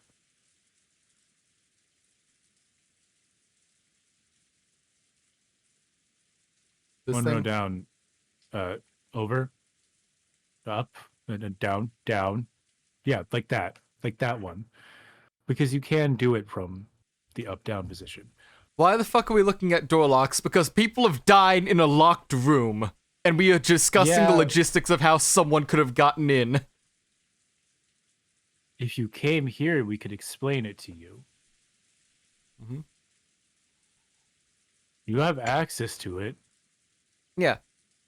Yeah. But yeah, so this is a locked room where feasibly they could get in through the door, and like, because the key is apparently like common around the servants. The problem is that the door had a chain on. But yeah. We have a pretty solid alibi for all of the servants too. Mm-hmm. That's the problem here. We have a solid alibi for everyone. In which case, this brings up a theory I have been stewing on a bit, and I can't give like all the evidence yet, but for like who I suspect for being involved with it, just because I don't know how to phrase it. But it's not gonna be a ghost. It's gonna be a witch, dumbass. Clearly, it's the magic. We have a bloody fucking magic circle that is the goddamn 49th figure right here from the greater key of Solomon. That's 49. You know, the first pentacle of the moon to invoke the spirits of the moon to open doors whatever way they may be fastened. Therefore, it's obviously magic. It's magic or a demon, obviously. I was gonna say Kinzo hired somebody. So I'm starting to believe more that there was a 19th person instead of it being one of the family. So there is that. However, how has all the bodies been described? With head injuries. Okay, yes, but all the blood and everything was described as, oh, look at that terrible makeup across their face. Look at this red blood-like paint across the walls and everything. Uh-huh. Generally, this is either a sign of someone being very much in denial, but since we're in a third-person perspective for how it's being described, I don't believe it's entirely unreliable there. So for most of the time, so I'm willing to believe one of the first six. Let me switch back to the... Kraus, Rudolph, Kyrie, Rosa, Shannon, or Goda, one of them isn't dead. So we would have to assume it would be one of the ones whose head is completely unidentifiable. Probably, so it's not Shannon. Rudolph? And probably not Kraus. That would Kyrie. leave Rudolph, Kyrie, and Goda. Rosa and Goda. I would assume unlikely to be... Goda's dead. Because his lower jaw... You don't get Chad chin. We got told that his tongue was hanging out. Yeah. That leaves these three. We've got a deadbeat dad. Heads are completely fucked. Yeah. Deadbeat dad, detective girl, and misbeats her child. Now, if we're going to assume based on strength, because it does take a considerable amount of strength to stab somebody in the head and go all the way through the skull, it would have to be either Kyrie or Rudolph. Kyrie or Rudolph. Okay. That's your suspect then? Because Yeah, I have other suspicions, but that's based off of like other stuff that hasn't come up yet. I am starting to lean a little more towards there being a 19th person. Not a witch, but just a 19th person. Okay. We'll see. But, okay. So we've gone through door locks. We've gone through... The windows were also locked. We've gone through the chains. Yep. We've gone through there might be a 19th person, or that like one of the 18 survived and was hiding. Yeah. Anything else you can think of we can cover? Not Because I think really. what I said for like what the magic circle does is very self-explanatory for how it's going to play into the story. I don't remember what you said about it. I was not paying attention. First pentacle of the moon. This and the following serves to call and invoke the spirits of the moon, and it further serveth to open doors in whatever way they may be fastened. Ah, It's literally saying I use magic to unlock any barrier you seal me in. So, huh. working off of that, if you're willing to accept the existence of magic, use magic to just bypass that lock. Because it's using an established formula in an established theory, so if you go under, like, magic as science, while the actual, specifics of the process isn't there, that's a basic, like, law and clear cause and effect they're going with. Yeah. It just. Huh. It's. I know. I'm gonna remain on the side of there's no magic being used, but someone is really good at their job, or really Okay. good at murder. Okay. And you still suspect Kinzo's involved with all of this? I suspect that Kinzo's involved. Whether he knowingly is involved or not, up in the air, because he is crazy. Mm-hmm. Like, I'll it say was that. established that he's insane. So it could have been that during a moment of lucidity, he's like, during a moment of lucidity, but not quite like fully stable thought, he was like, I'll, in my opinion, hire somebody to do this. Okay. If it is one of the 18, I would say it was Kyrie. Okay. Why? Because, I mean, in her original profile, it said that she helped Rudolph out with some shady business. Maybe Okay. connections to the Yakuza. Maybe she's just an incredibly affected person. Also, she seems to be more removed from the family than the rest of the spouses. I made that clear when we were talking about it before. Yeah, but also she was the most recent one to marry in. Yeah. That's also the problem. So she was outside. She recently married in. She was more outside the family than the other spouses. So, my mind, that's kind of Okay. like a good way to. Okay, I can't phrase why, but if it says you're giving your suspect for the 6, my suspect is Yeah. Rosa is somehow still alive, or at least involved. Huh. Yeah, no, that's a lot of dead people, and it is literally the second day. That is 8 people dead, 1 old man missing, and we've still got 5 people to go. Yep. But I can't explain the full evidence of why I would think she's involved yet, because it hasn't come up. But I have reason to suspect her. Yeah. All right. Also, she beats her kid. Yeah, So if also she anyone beats her deserves, kid. like, Well, I suppose out of everyone in the family, she would be the most intimately aware of the epitaph due to her kid's special interest. mm-hmm. Yeah, I don't really have anything else. Yeah. All right. Anything else you could think to talk about? If Pac wants to join, we could probably go for like another bit longer. If he wants to voice some people from instead of us. Pac, you want to join in? Someone to offload some of the voices from the rest of us. Part of this is we're both very tired. Yeah, like I don't mind ending stream now, or if, like getting a bit more just to get the next scene done. But yeah, because we could get more information into like what the aftermath of like the murder, like other small details are immediately, but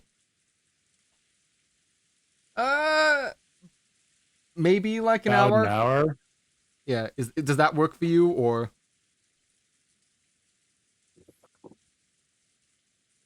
little busy soon? But okay, then I guess we're continuing to going. I will close the like raid humor thing then. All right. What? Yeah. mean, it should probably still be streaming in an hour. Yeah. All right, but since we're waiting for Pac to join in, I will quickly run some ads and go to the restroom. Okay. I will be right back.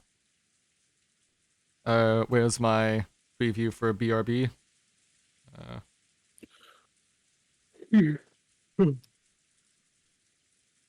That is not what I was looking for. I needed...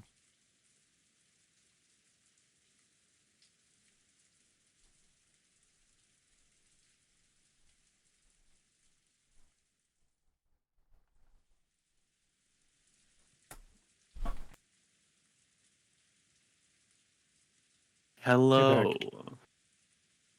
I left the Yeah. people I was with, and they're like, well, they're just not playing a game that I play. They're playing Warframe or something.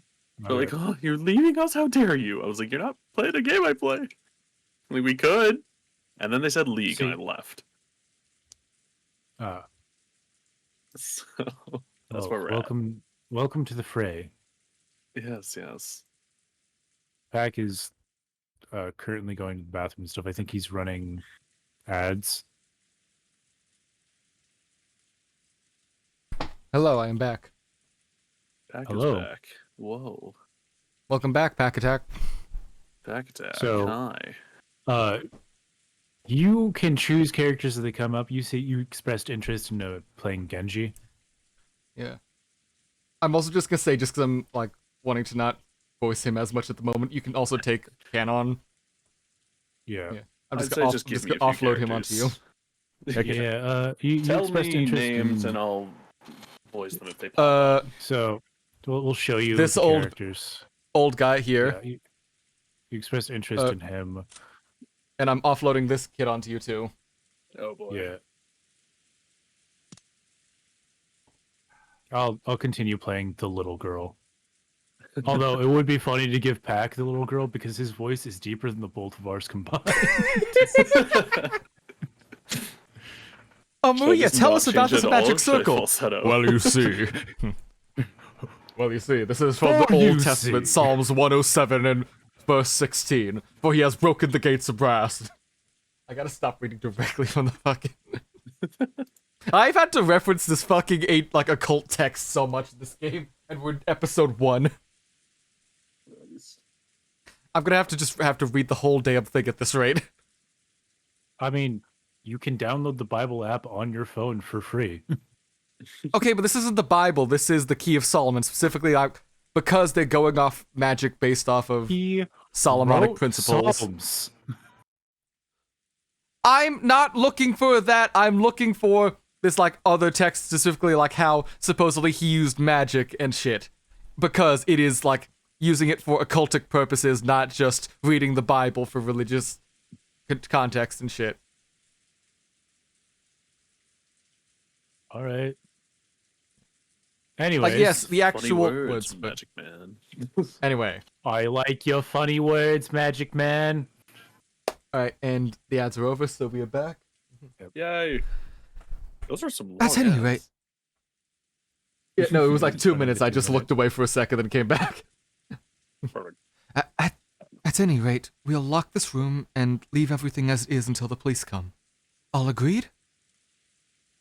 Nazi proclaimed as though she didn't care whether they agreed or not. Well, she had the gun. One holding the gun.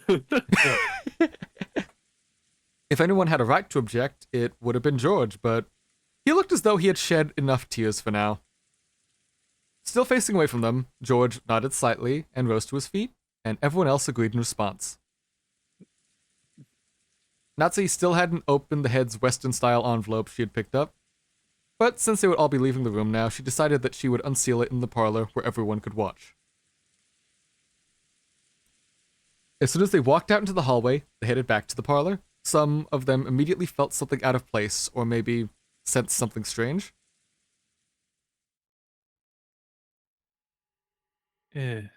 Stinky.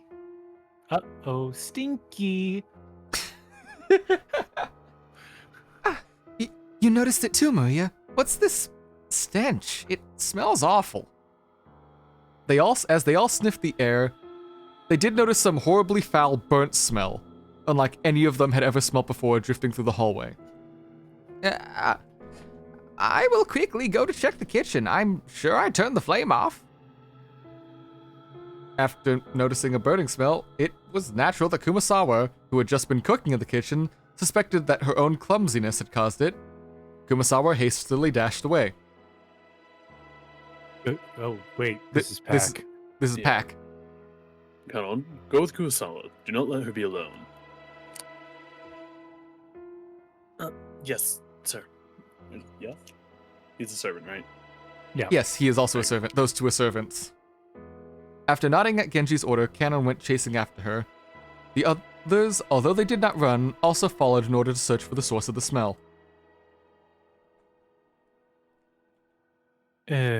Stinky. Uh-oh. Stinky. Maria, that meme hasn't been invented yet. I understand time is a bit fluid here, where it's in the 80s, but Toho exists, and so does Higurashi, but we can ignore that. It is truly a stench that makes the whole nose wrinkle. However, I'm not sure it would be safe to open a window for ventilation. Sorry, were you about to say something? I saw you light up right as I started talking. Nope. Natsuhi was reluctant.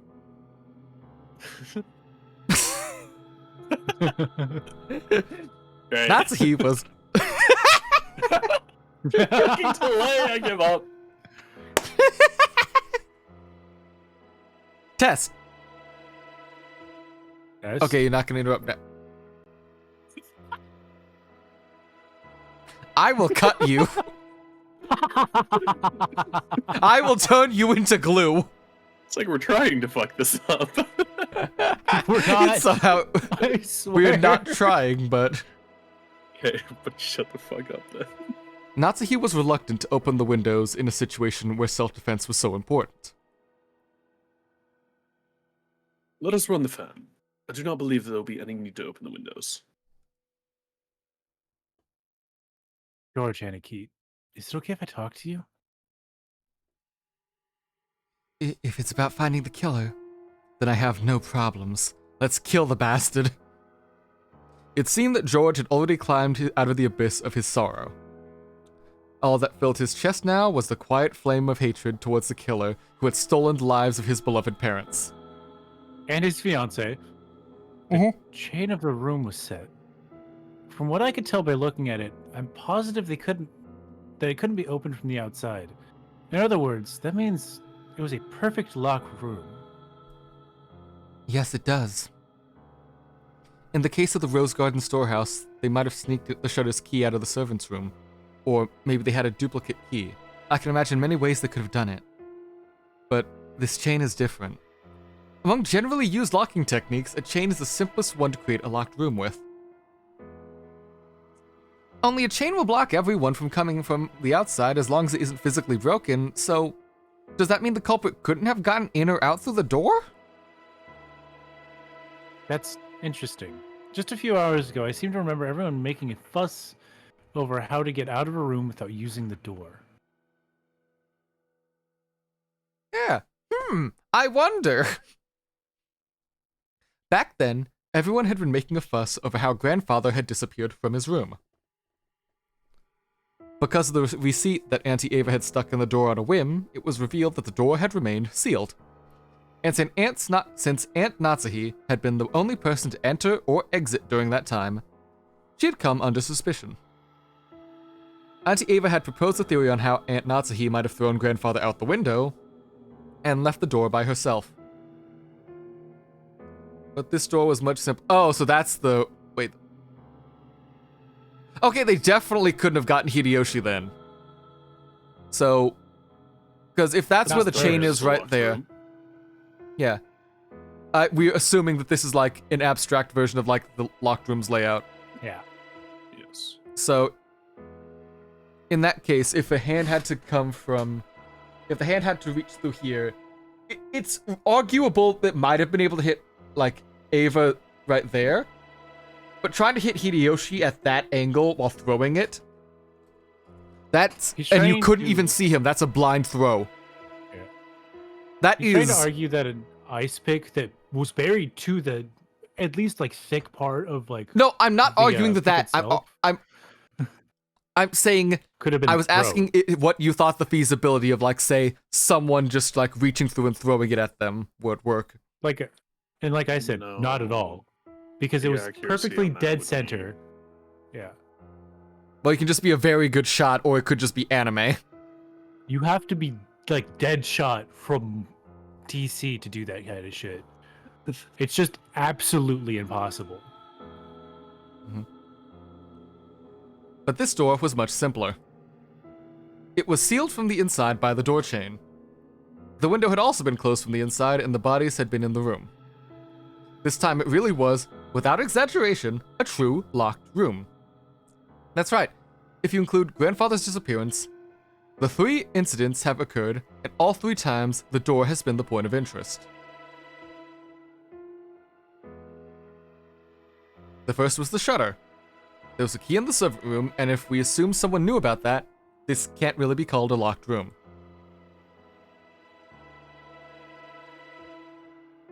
The next was the door sealed by the receipt.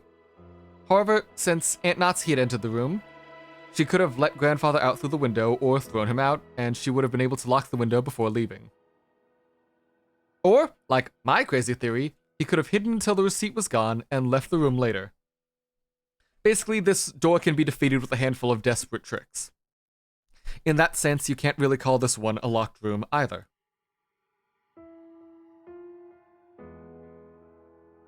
And now, we have a door sealed with the door chain. Finally, we just gotta give up. The window, the door, everything had been locked from the inside. It was a perfect locked room. The first hadn't been a locked room because everyone could be suspected. The second hadn't been a locked room because Aunt Natsuhi could be suspected. But this time, no one can be suspected. The room was a perfect lock room, sealed by a door chain that denied access equally to everyone. You think they've nailed home the point yet, or do you think we need to go a few more lines confirming it? I think they're gonna say it 3 more times. In that case, did the culprit carry out the crime without entering the room? Some method from outside the room. Good thought. It is a chain, so even though it can't be opened wide enough for a person to fit through, you can open it a small crack.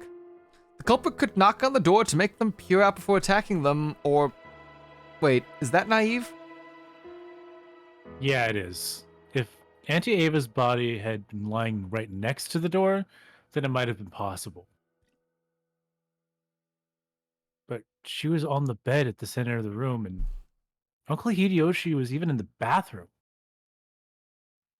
Looking from the crack of the door, you couldn't even see them, and you couldn't reach them with your hands either.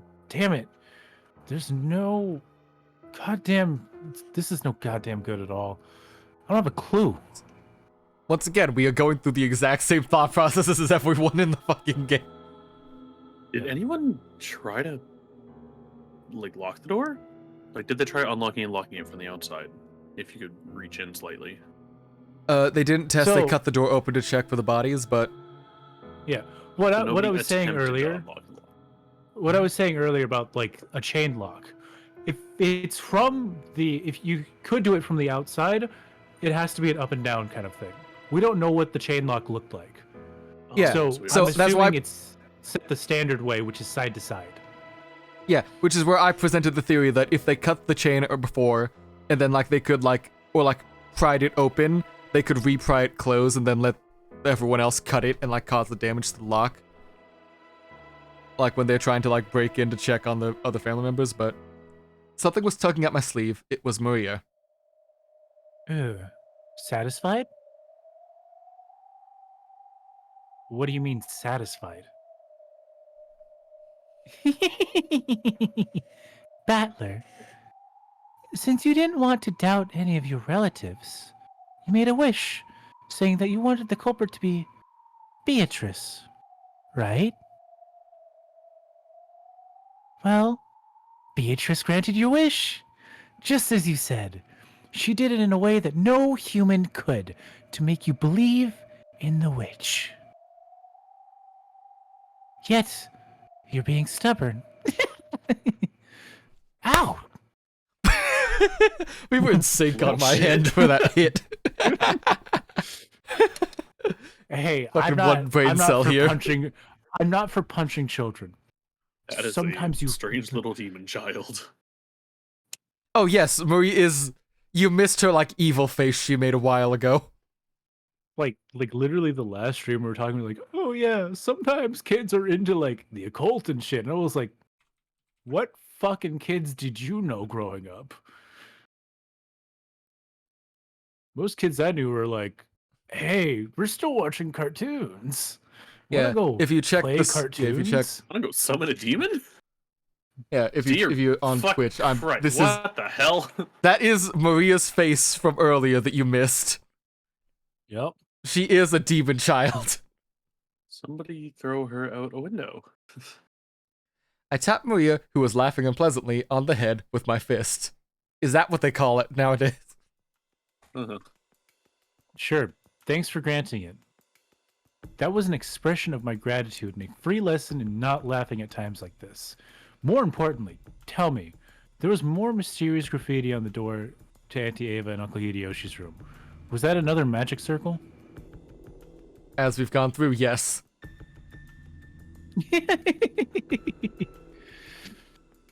It has an especially memorable characteristic. I'm sorry, the hit happened so fast, it threw me off. Sorry.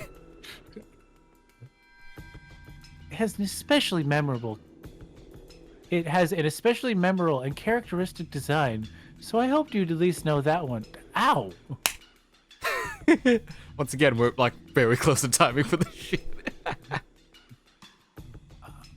I don't know. That's why I handed the stage over to you. Quit whining and explain. Be sure I'm violent, Battler. My name is Fightman. Ushiromiya Fight Man. I won't tell you if you're too mean. Get it? Ow! Cock! I'll say it, you brutish man. That's the first magic circle of the moon. What does it mean? What is this magic circle's benefit? What does the Hebrew writing mean? Oh, I'm glad you know it's fucking Hebrew. I mean, they established it was Hebrew in the first magic circle. The words are from the Old Testament. Psalms 107 verse 16. For he has broken the gates of brass and cut through bars of iron.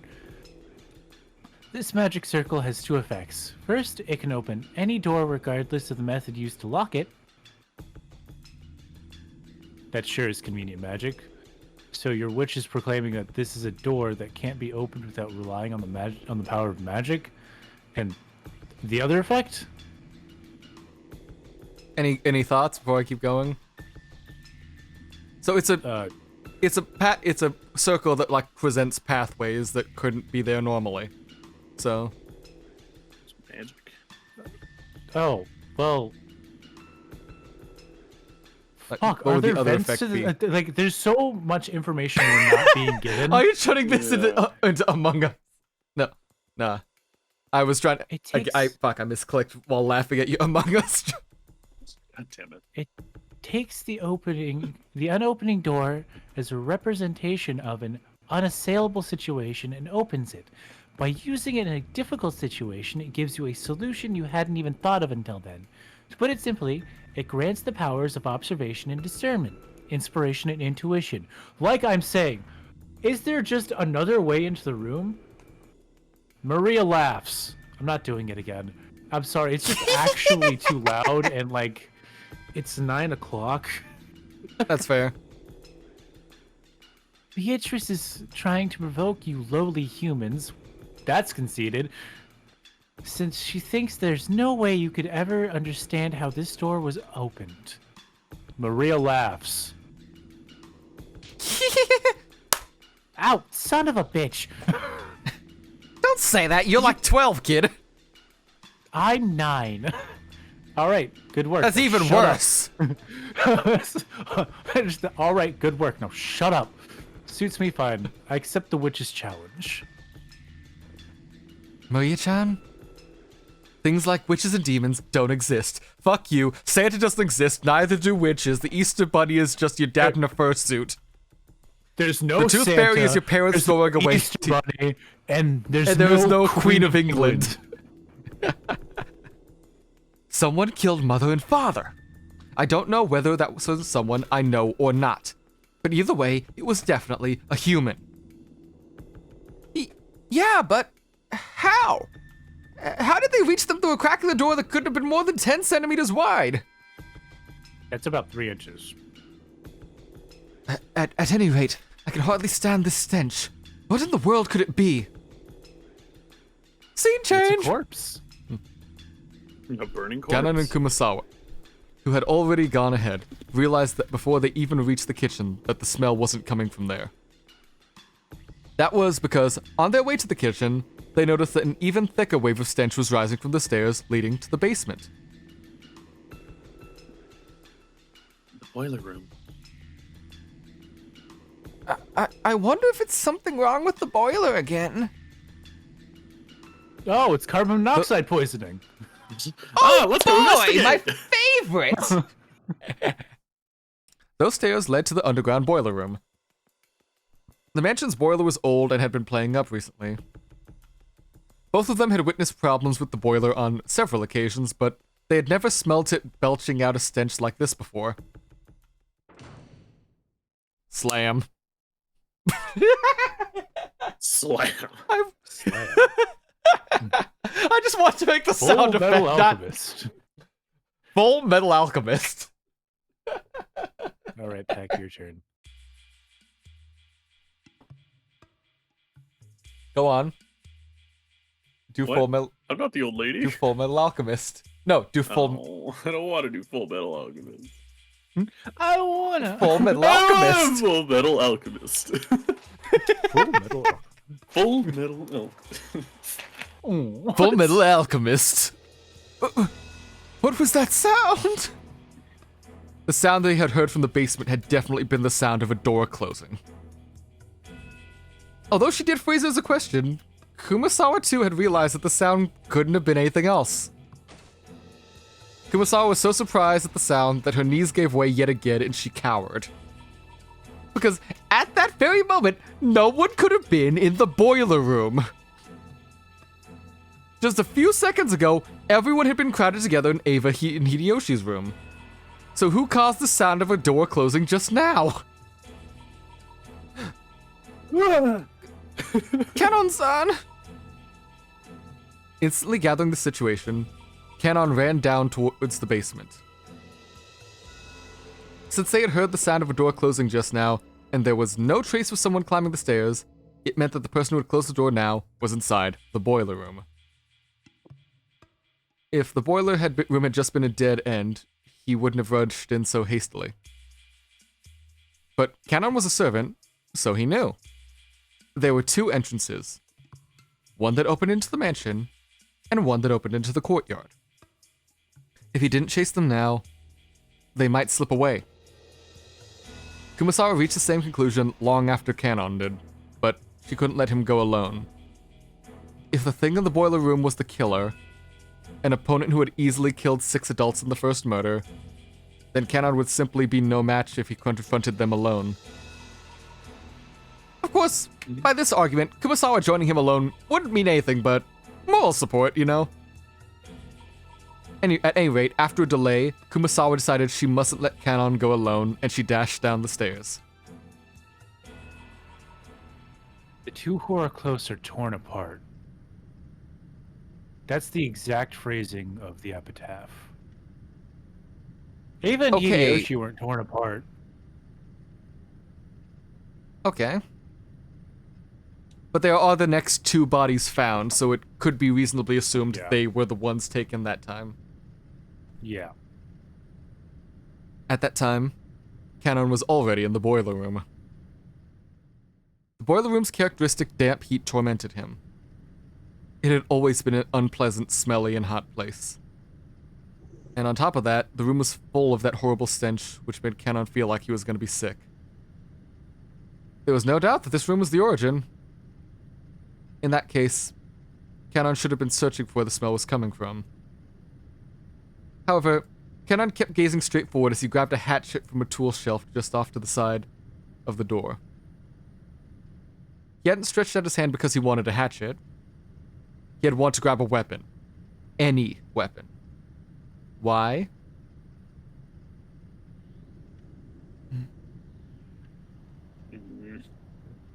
Canon gazed into the darkness where a naked light bulb couldn't pierce. Then he answered. In roulette, you bet on a number, or the colors, red or black, vying for a payoff. However, low-risk bets like red or black only offer a similarly low payoff. The words coming from Canon's mouth were swallowed up by the darkness. That darkness suddenly started to swirl, glittering.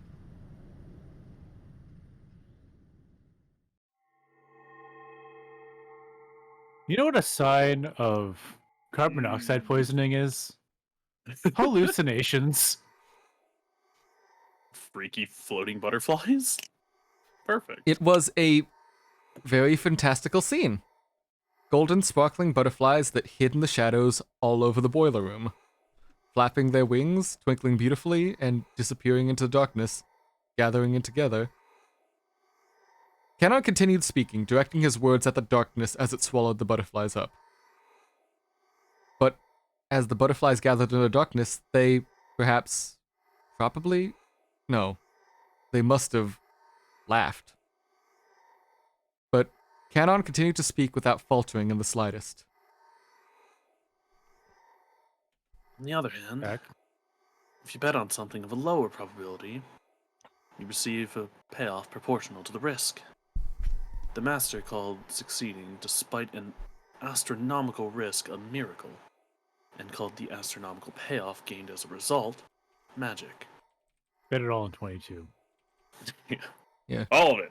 Go all in. What's that?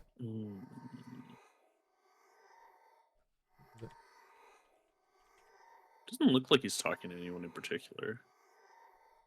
I mean, he's talking to big glowing butterflies. You know, fair enough. I too would stare at the floor in that case.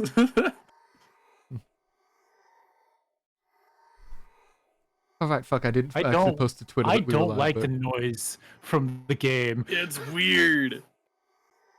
I have no interest what kind of magic you and the master were seeking when you spun that roulette. But you forgot something. You forgot that roulette has a pocket that is neither red nor black.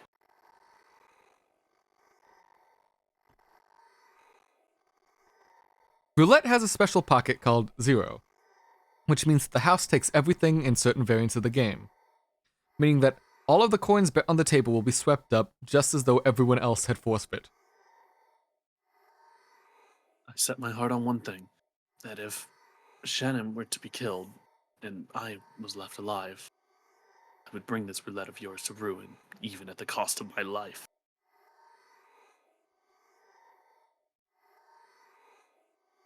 This isn't one of the Master's rules, and it certainly isn't one of yours. I made this rule myself. I'm not furniture anymore. I'm the zero on your roulette. My name is Anango Montoya. You killed my sister. Prepare to die. Canon's face twisted with humiliation. It was clear that he had been dealt ridicule in response to his self-denial. Canon's brow creased even further, and a furious expression that he had never shown to anyone appeared on his face. The hand grasping at the hatchet was shaking. His sweat became drops which slid down. It was clear that the emotion causing Canon's hand to shake was not anger alone. However, Canon suppressed that emotion.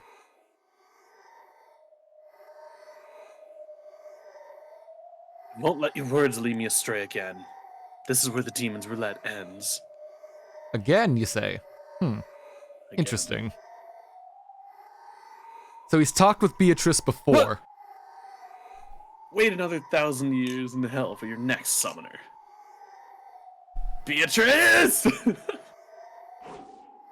When Canon swung the hatchet upwards, he tried to dive into the darkness, and the darkness definitely sneered. It sneered at It's the just a courage demon. as vulgar, lazy, futile, and meaningless.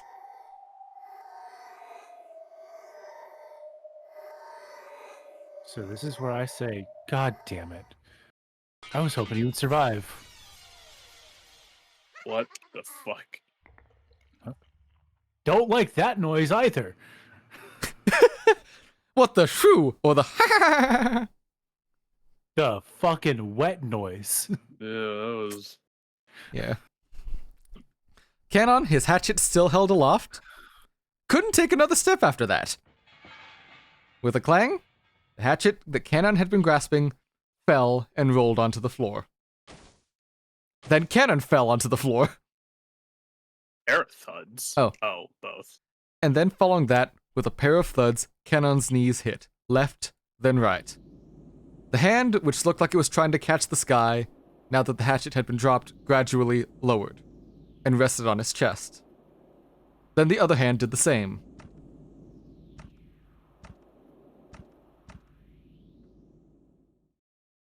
Right there was a handle with a demon-shaped design engraved upon it. The same type of weapon that had been stabbed into Ava and Hideyoshi's foreheads was in Canon's chest. Hey, Ace, real quick. Can you pull up the epitaph? Epitaph? Behold, the sweet fish river running through... We don't care about that. Yeah. On the first twilight, we sacrifice want the the six third chosen by the twilight. key. Second twilight, tear apart the two who are close. On the third, those who remain shall praise my noble name. On the fourth twilight, gouge the head and kill. On the fifth twilight, gouge the chest and kill. On the sixth twilight, Wait, gouge the stomach hold and on. kill. On the second twilight, those who remain shall tear apart the two who are close. What if it wasn't that they were killed, but that they fought? And then we move on to the third twilight. Those who remain shall Fought praise right my after they noble had name. makeup pre like vacation sex. Yeah. Like, I see where you're coming from. Yeah. The entire scene we got beforehand does not really lead to that. Because on the fourth twilight, gouge the head and kill. What would you describe being stabbed in the head as? Okay. Gouging. On the fifth twilight, Okay, but- gouge the chest and kill. Canon just got fucking stabbed in the chest. Okay. Okay. Because it says those who But have they remain will praised tear their apart the noble two who are name yet? close, meaning some of the Yeah. people who are alive. Did they praise Those who anyone? remain shall praise my noble name. All of them have accepted that Beatrice is there.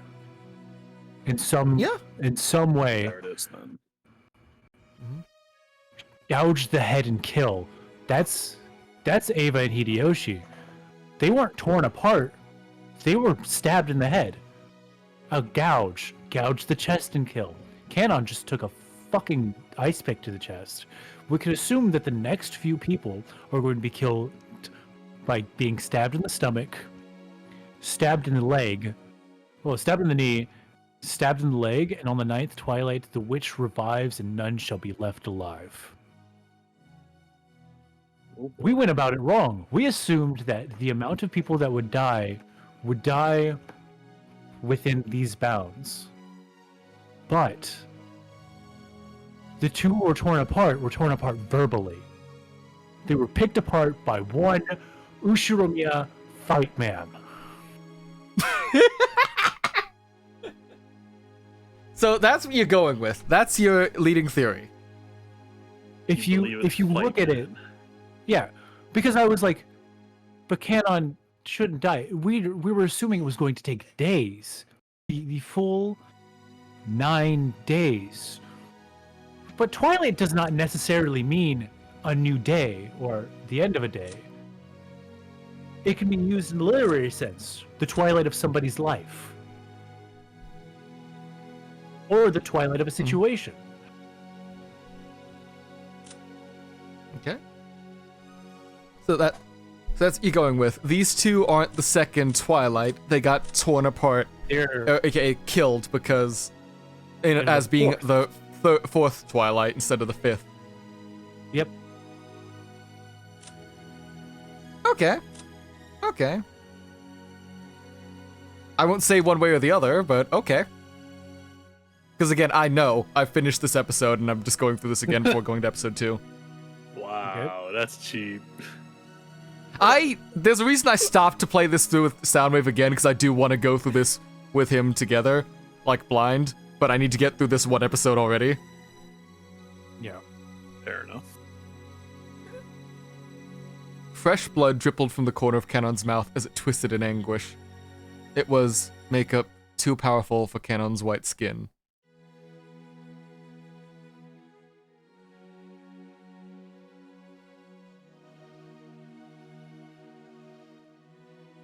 Around the scene, the golden, glittering butterflies danced mesmerizingly through the darkness.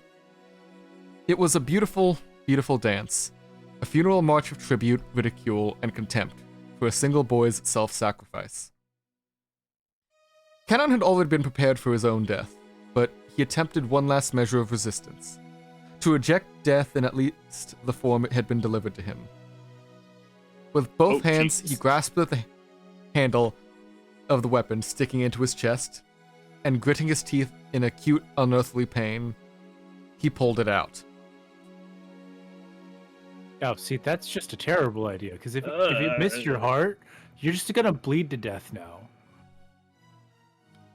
Not just a general practitioner. A general practitioner cannot perform that kind of surgery. I cannot express enough that they are not surgeons. No, I know. I'm saying, like, what the fuck do you mean if you stayed in there you could recover? My guy, they're literally in the middle of a typhoon and the only doctor is a general practitioner. He's gonna die. Yeah. I'm just saying, you die faster. Okay, yes, but he's choosing to do this of his own free will. Yeah, this is what he's doing. He's like, nah, I'm not dying to this fucking stab. I'm ripping it I'm not out. dying to this. I'm killing myself from blood loss. I guess. He might do something else. Keep going. Yep. For only a moment, a bright red spray gushed out. It made an unpleasant sound. Yeah. It probably resembled the sound of Canon's soul as it was sucked into the swamp of the dead. Is that soundboard? I'm gonna turn that off again. Nope, that's my own face. That's your own face. I can make that sound. So what you do is Damn. you push air out like you would if you were playing like a flute but wrong, and then you just like flick the side of your cheek. Canon-san! Someone! Kumasawa screamed at the incomprehensible sight in front of her. Kanon was lying in a pool of blood. Kumasawa's heart was a complete mess. Oh, what a terrible fate! He wouldn't have been killed if I had been with him. Ah, what incredible fortune. If I had been with him, I might have been killed too.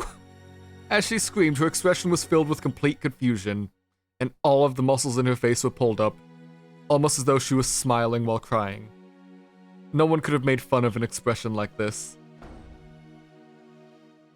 What is it, Kumasawa? Answer me, Kumasawa! The first to dash in was Natsuhi, rifle at the ready. Battler and Genji dashed in after her. Normally they probably would start discussing the origin of that violent stench filling the boiler room. But after they saw Cannon, who was lying on the ground as if he were drowning in an ocean of his own blood, the stench wasn't that important anymore. Just a bit. Cannon! Answer me! Genji, bring Dr. Nanjo here. Natsuhi realized that even though Cannon was on the verge of death, he was still conscious, so she sent Genji to get the doctor.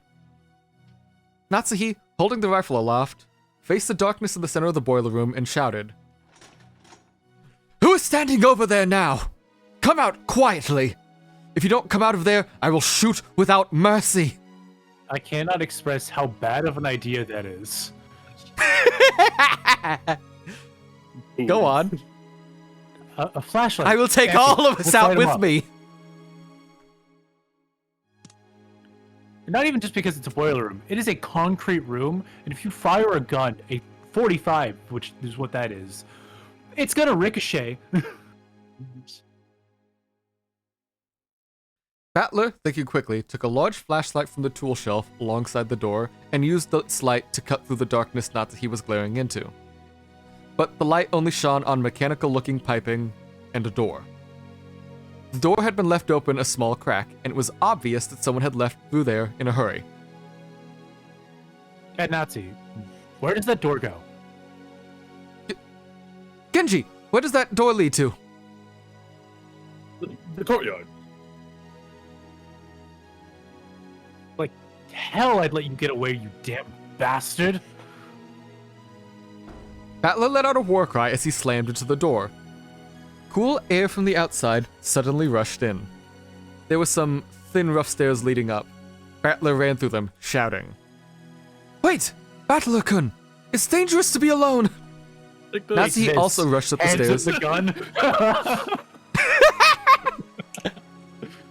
Nazi also rushed up the stairs, chasing after Battler. At the top was the courtyard. The courtyard of the mansion had been built strictly for lighting purposes, so it was a very elegant place. Because it was surrounded on all sides, the air was calm and completely undisturbed, even though they could hear the sound of strong winds. There was only the gentle, sorrowful rain. Through the cold, scattered raindrops, Battler dashed up the stairs and into the courtyard, where he looked in every direction. Of course, the odds of him finding a suspicious silhouette just standing there, nonchalant, was pretty much zero. Battler turned around, looking in all directions. He turned again and again. He kept spinning until he lost his sense of direction. He prayed that he would see the culprit somewhere in the scenery. But there was no chance. All he saw as he spun more and more of the mansion's heartless windows. Furthermore, there were 2 entrances to the mansion from the courtyard, and neither of them were locked. Because the courtyard couldn't be entered from outside the mansion, the doors hadn't been built with locks. He couldn't tell which one they had left through, though. He had to give up. Battler pounded on the wall with his fist, swearing. Battler-kun! You mustn't run ahead by yourself! Battler-kun? Battler put his head against the wall and scratched it with his fingernails as he cried. Shit. Auntie Ava, Uncle Hideyoshi, and now Kanon-kun too? You killed 6 whole people, and that wasn't enough, so you killed 3 more? Fuck you. Fuck you. Auntie Ava and Uncle Hideyoshi are always fun. We're always fun and kind to us. I just met Kanon-kun yesterday, and I'm sure I'd have gotten along with him fine. Why did you kill them? Why? When people die, they don't come back to... When people die, they're killed. God damn it. When people die... When people die, they don't come back to life again, you know? They aren't going to quickly sprout up again like bamboo shoots. Why would you kill them? Why? Ah!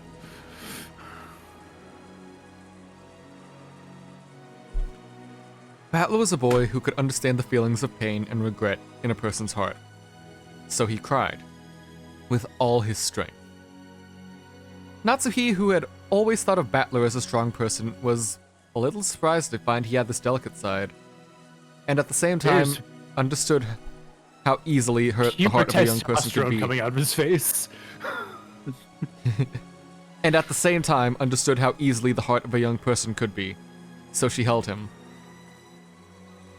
It's all right. I will definitely protect you, George-kun, Maria-chan, and Jessica. As a mother, and as the representative of the Ushiromiya family. You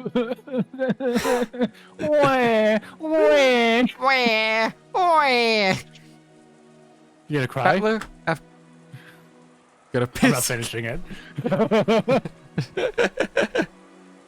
After sobbing into Natsuhi's chest for a while, wiped his tears with a bitter smile and tried to convey that he had cried more than enough already, just as he had done the times before. Anyway, let us go back for now. Protecting ourselves is a higher priority than finding the culprit. Tomorrow, the boat will arrive. After that happens, the police will come, and everything should be brought to light. There's no way the killer can escape this island, no matter how much they struggle. Right. When the police come. when the Umineko no Naku Koro ni, the crime will be solved. But for some reason, Battler felt a slight sense of uneasiness, as if the seagulls would never Naku Koro ni again. That could be true.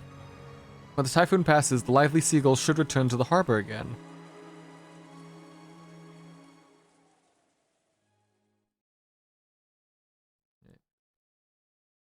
Got time for like a little bit into this scene, then I think we're good, because we still need to find the source of the scent, and then I think we can call it. The scent. Y'all fine with that? Hmm? I returned to the boiler room along with Aunt Knots. ticking. I found the source of the ticking! Yay!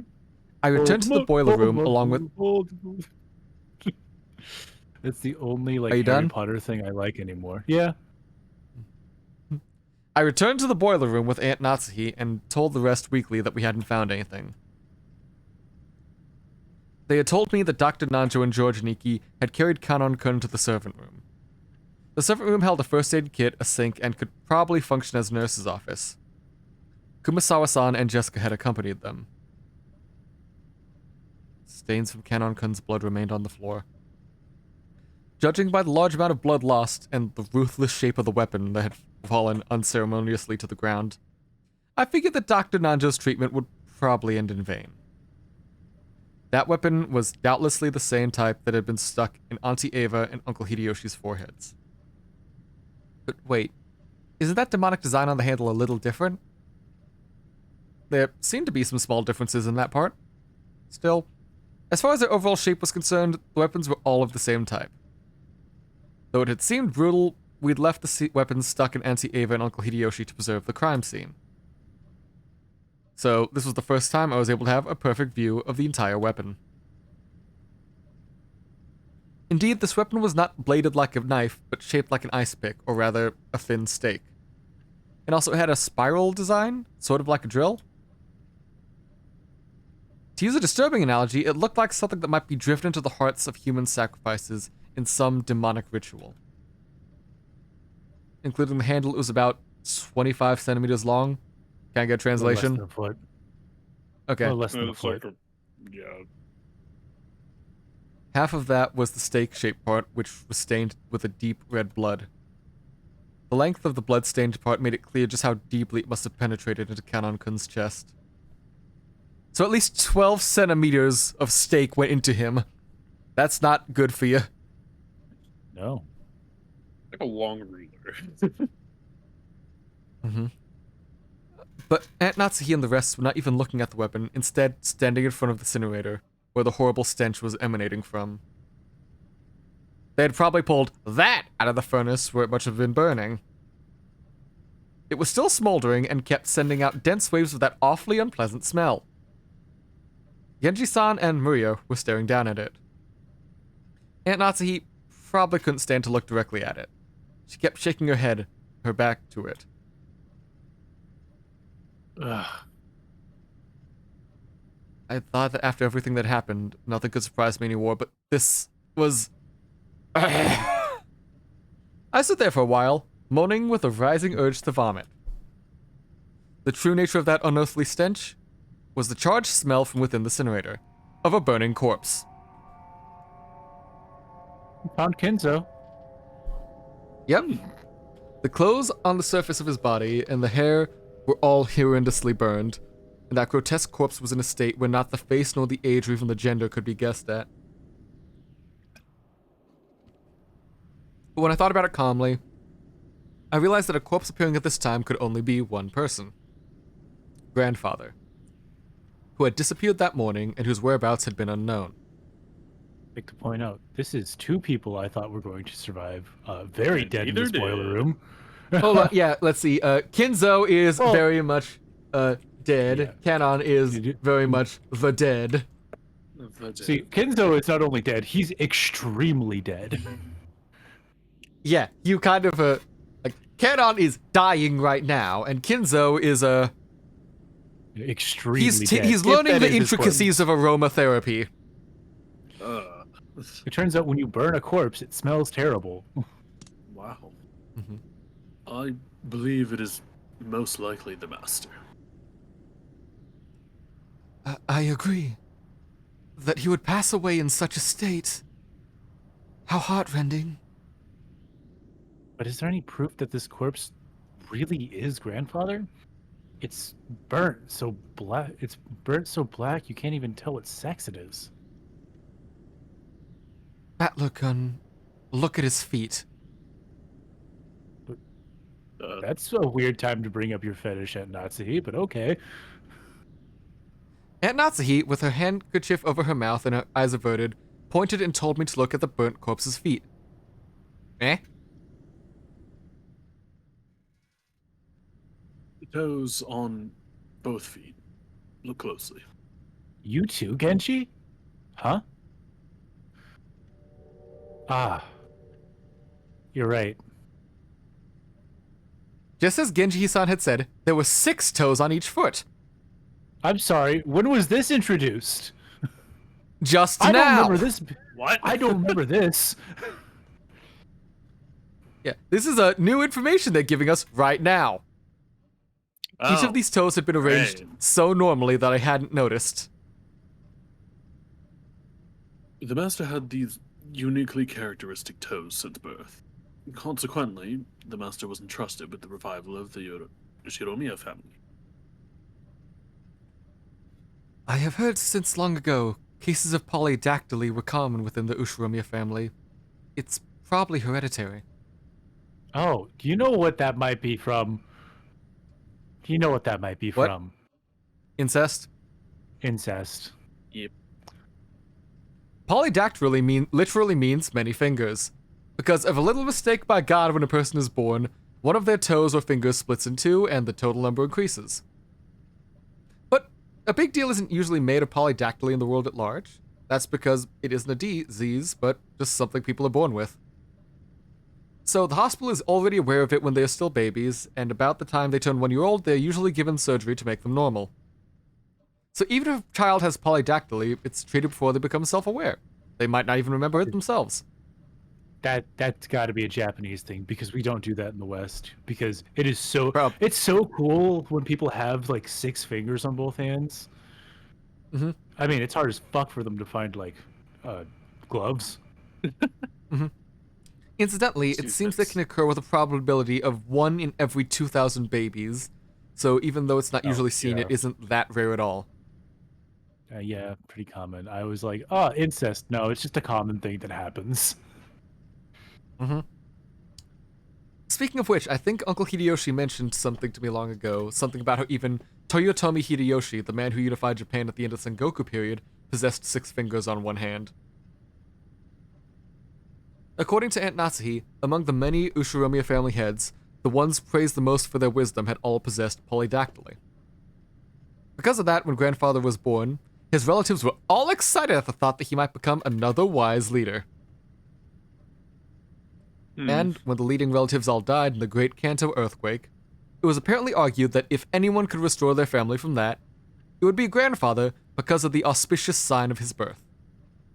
Toyotomi Hideyoshi had 2 thumbs on his right hand. Nice. If grandfather thought being the head was not a bad gig, this 1/6 toe might have been pretty lucky for him.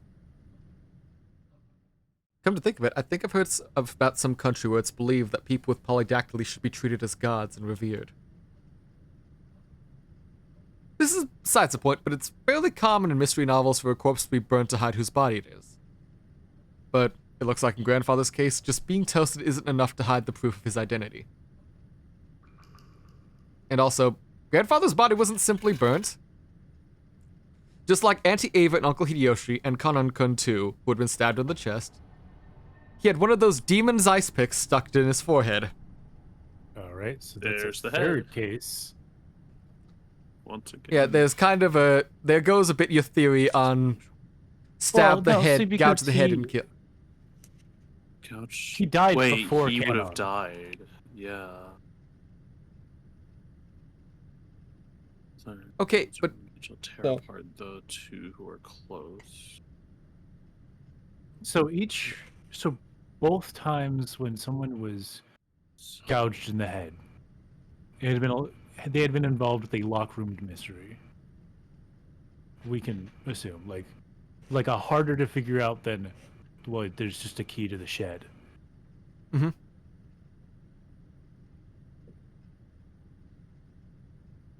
But we can assume he died within the day.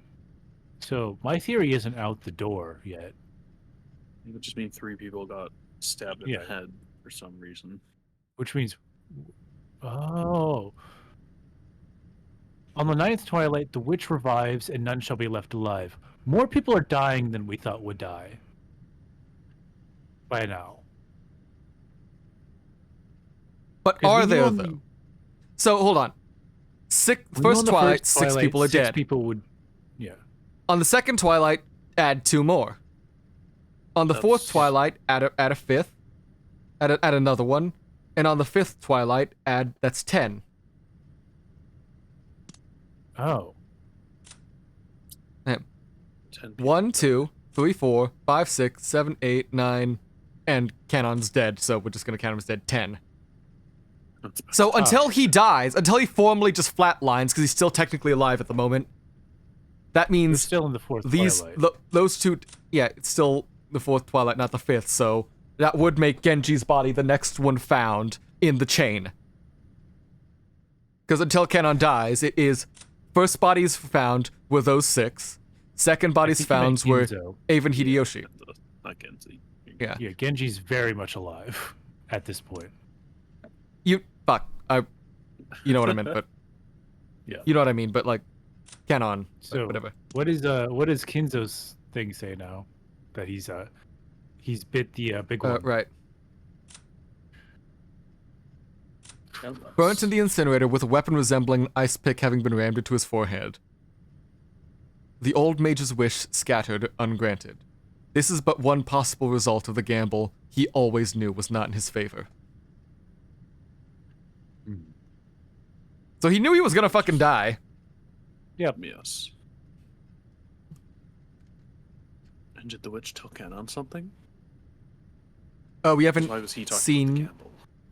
Yeah, so we haven't seen Canon's after thing yet, but he also did say he did talk to Beatrice before. Remember, something like, I won't listen to your cursed words anymore, something like that. Something like that. Again. Yeah. I won't let your words lead me astray again. This is where He's done something. Oh, he did some. Mm-hmm. All right. Ooh. The head's ring is not on his finger.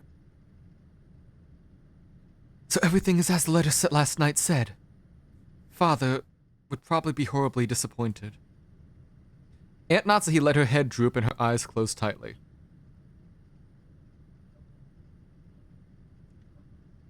This room had also become a vital crime scene for us to hand over to the police. It was decided that we would leave Grandfather's corpse here and lock the room, sealing it. It wasn't clear when Grandfather's corpse started burning in the incinerator, since, according to Genji-san, the flames hadn't been all that strong. The body must have started burning a long time ago. And that stench must have slowly crept out of the furnace and filled up the room, bit by bit, eventually pouring out and climbing up the staircase. Putting aside whether he was rare or well done, good job, Battler. Damn. What the fuck? What the fuck, Battler? Grandfather had been brought out, killed, and burned, even though he had started out in a locked room created by his own auto lock. There's probably no doubting that. However, according to Genji-san, the boiler room is usually locked. The probability that someone outside our group was lurking around committing the crimes was now overwhelmingly high, and there was a good chance that person was walking around with something like a master key. After all, the doors and windows throughout the mansion had been checked. But despite that, the culprit was freely strutting around the mansion.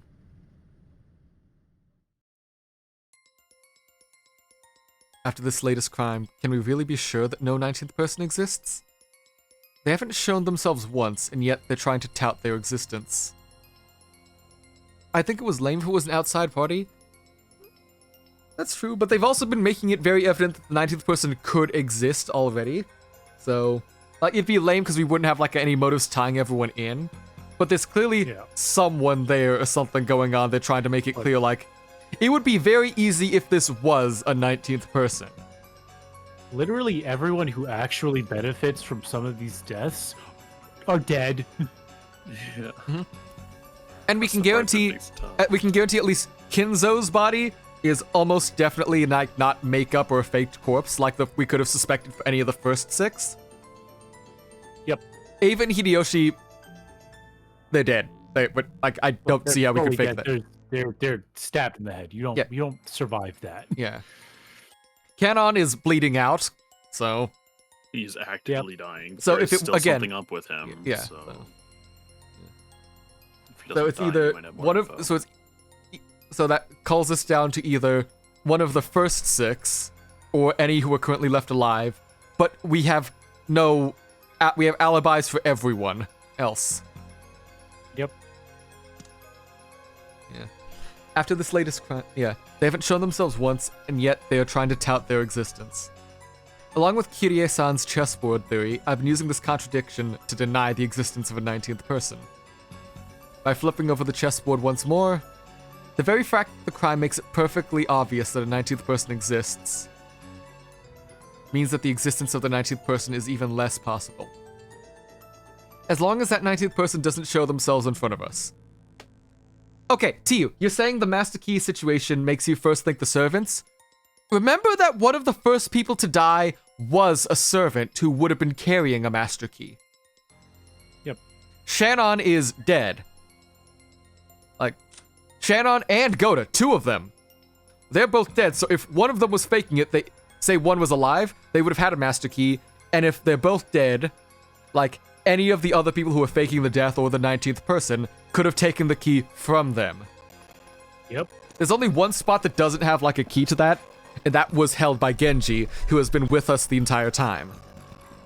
And that locks up Kinzo's room, so...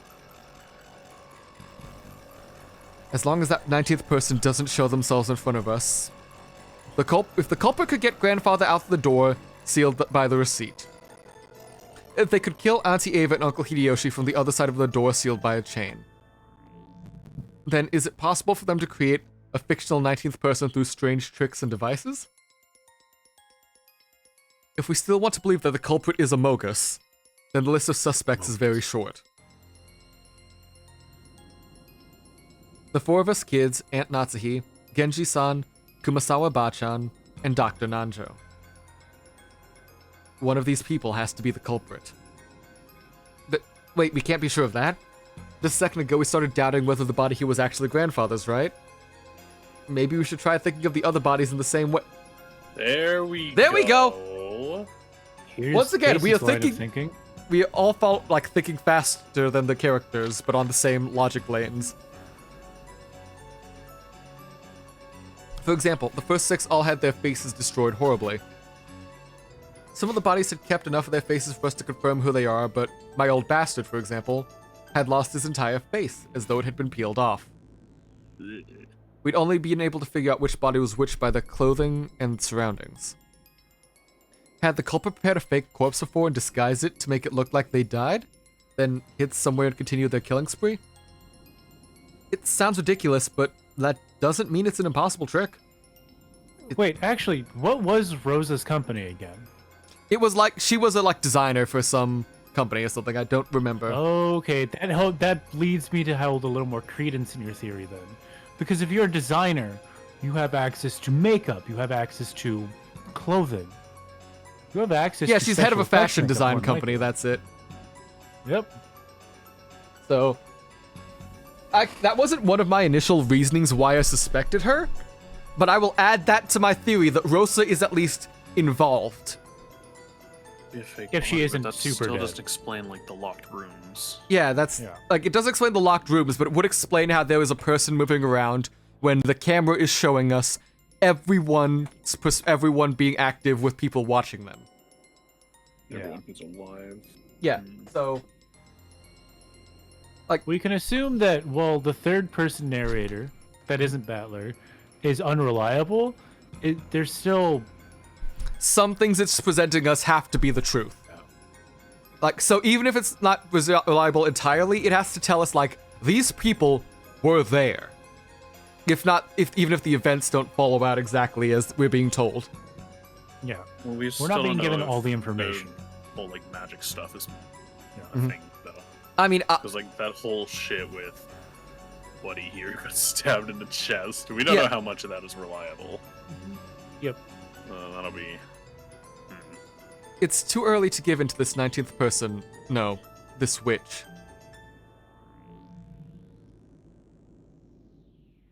Rosa would be the only one of her siblings who would know how to draw those circles because of her daughter.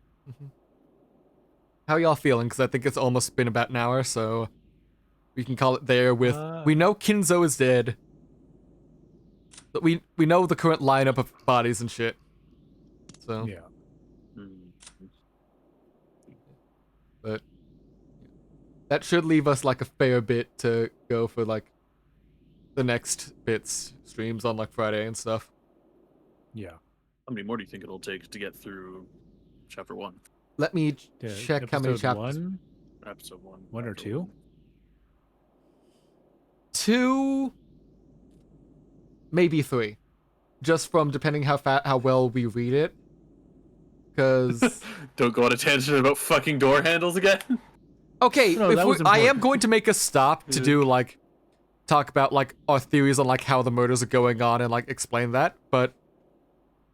Our normal regular tangents are normally completely unrelated to what's going on. Yeah, no, that was one of our, like, reasonable So that was a good tangents. tangent. Yeah. Oh my god. But... we have...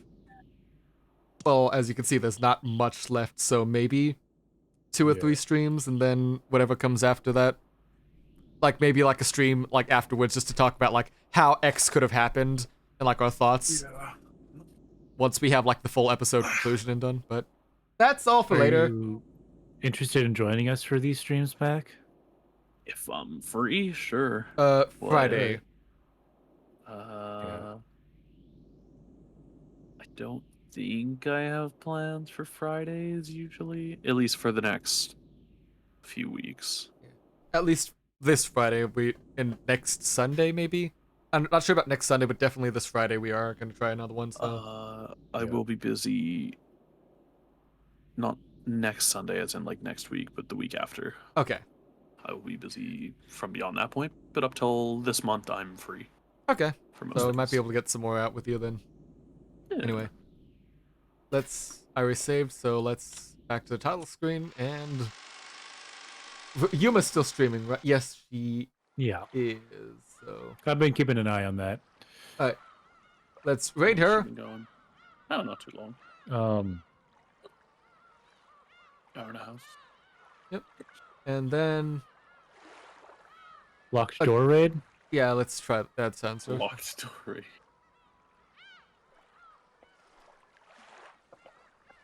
Locked door raid. Alright. Thank you all for stopping by. In case this is Pack and Soundwave, or Nobunga, whatever you call yourself now. Yeah.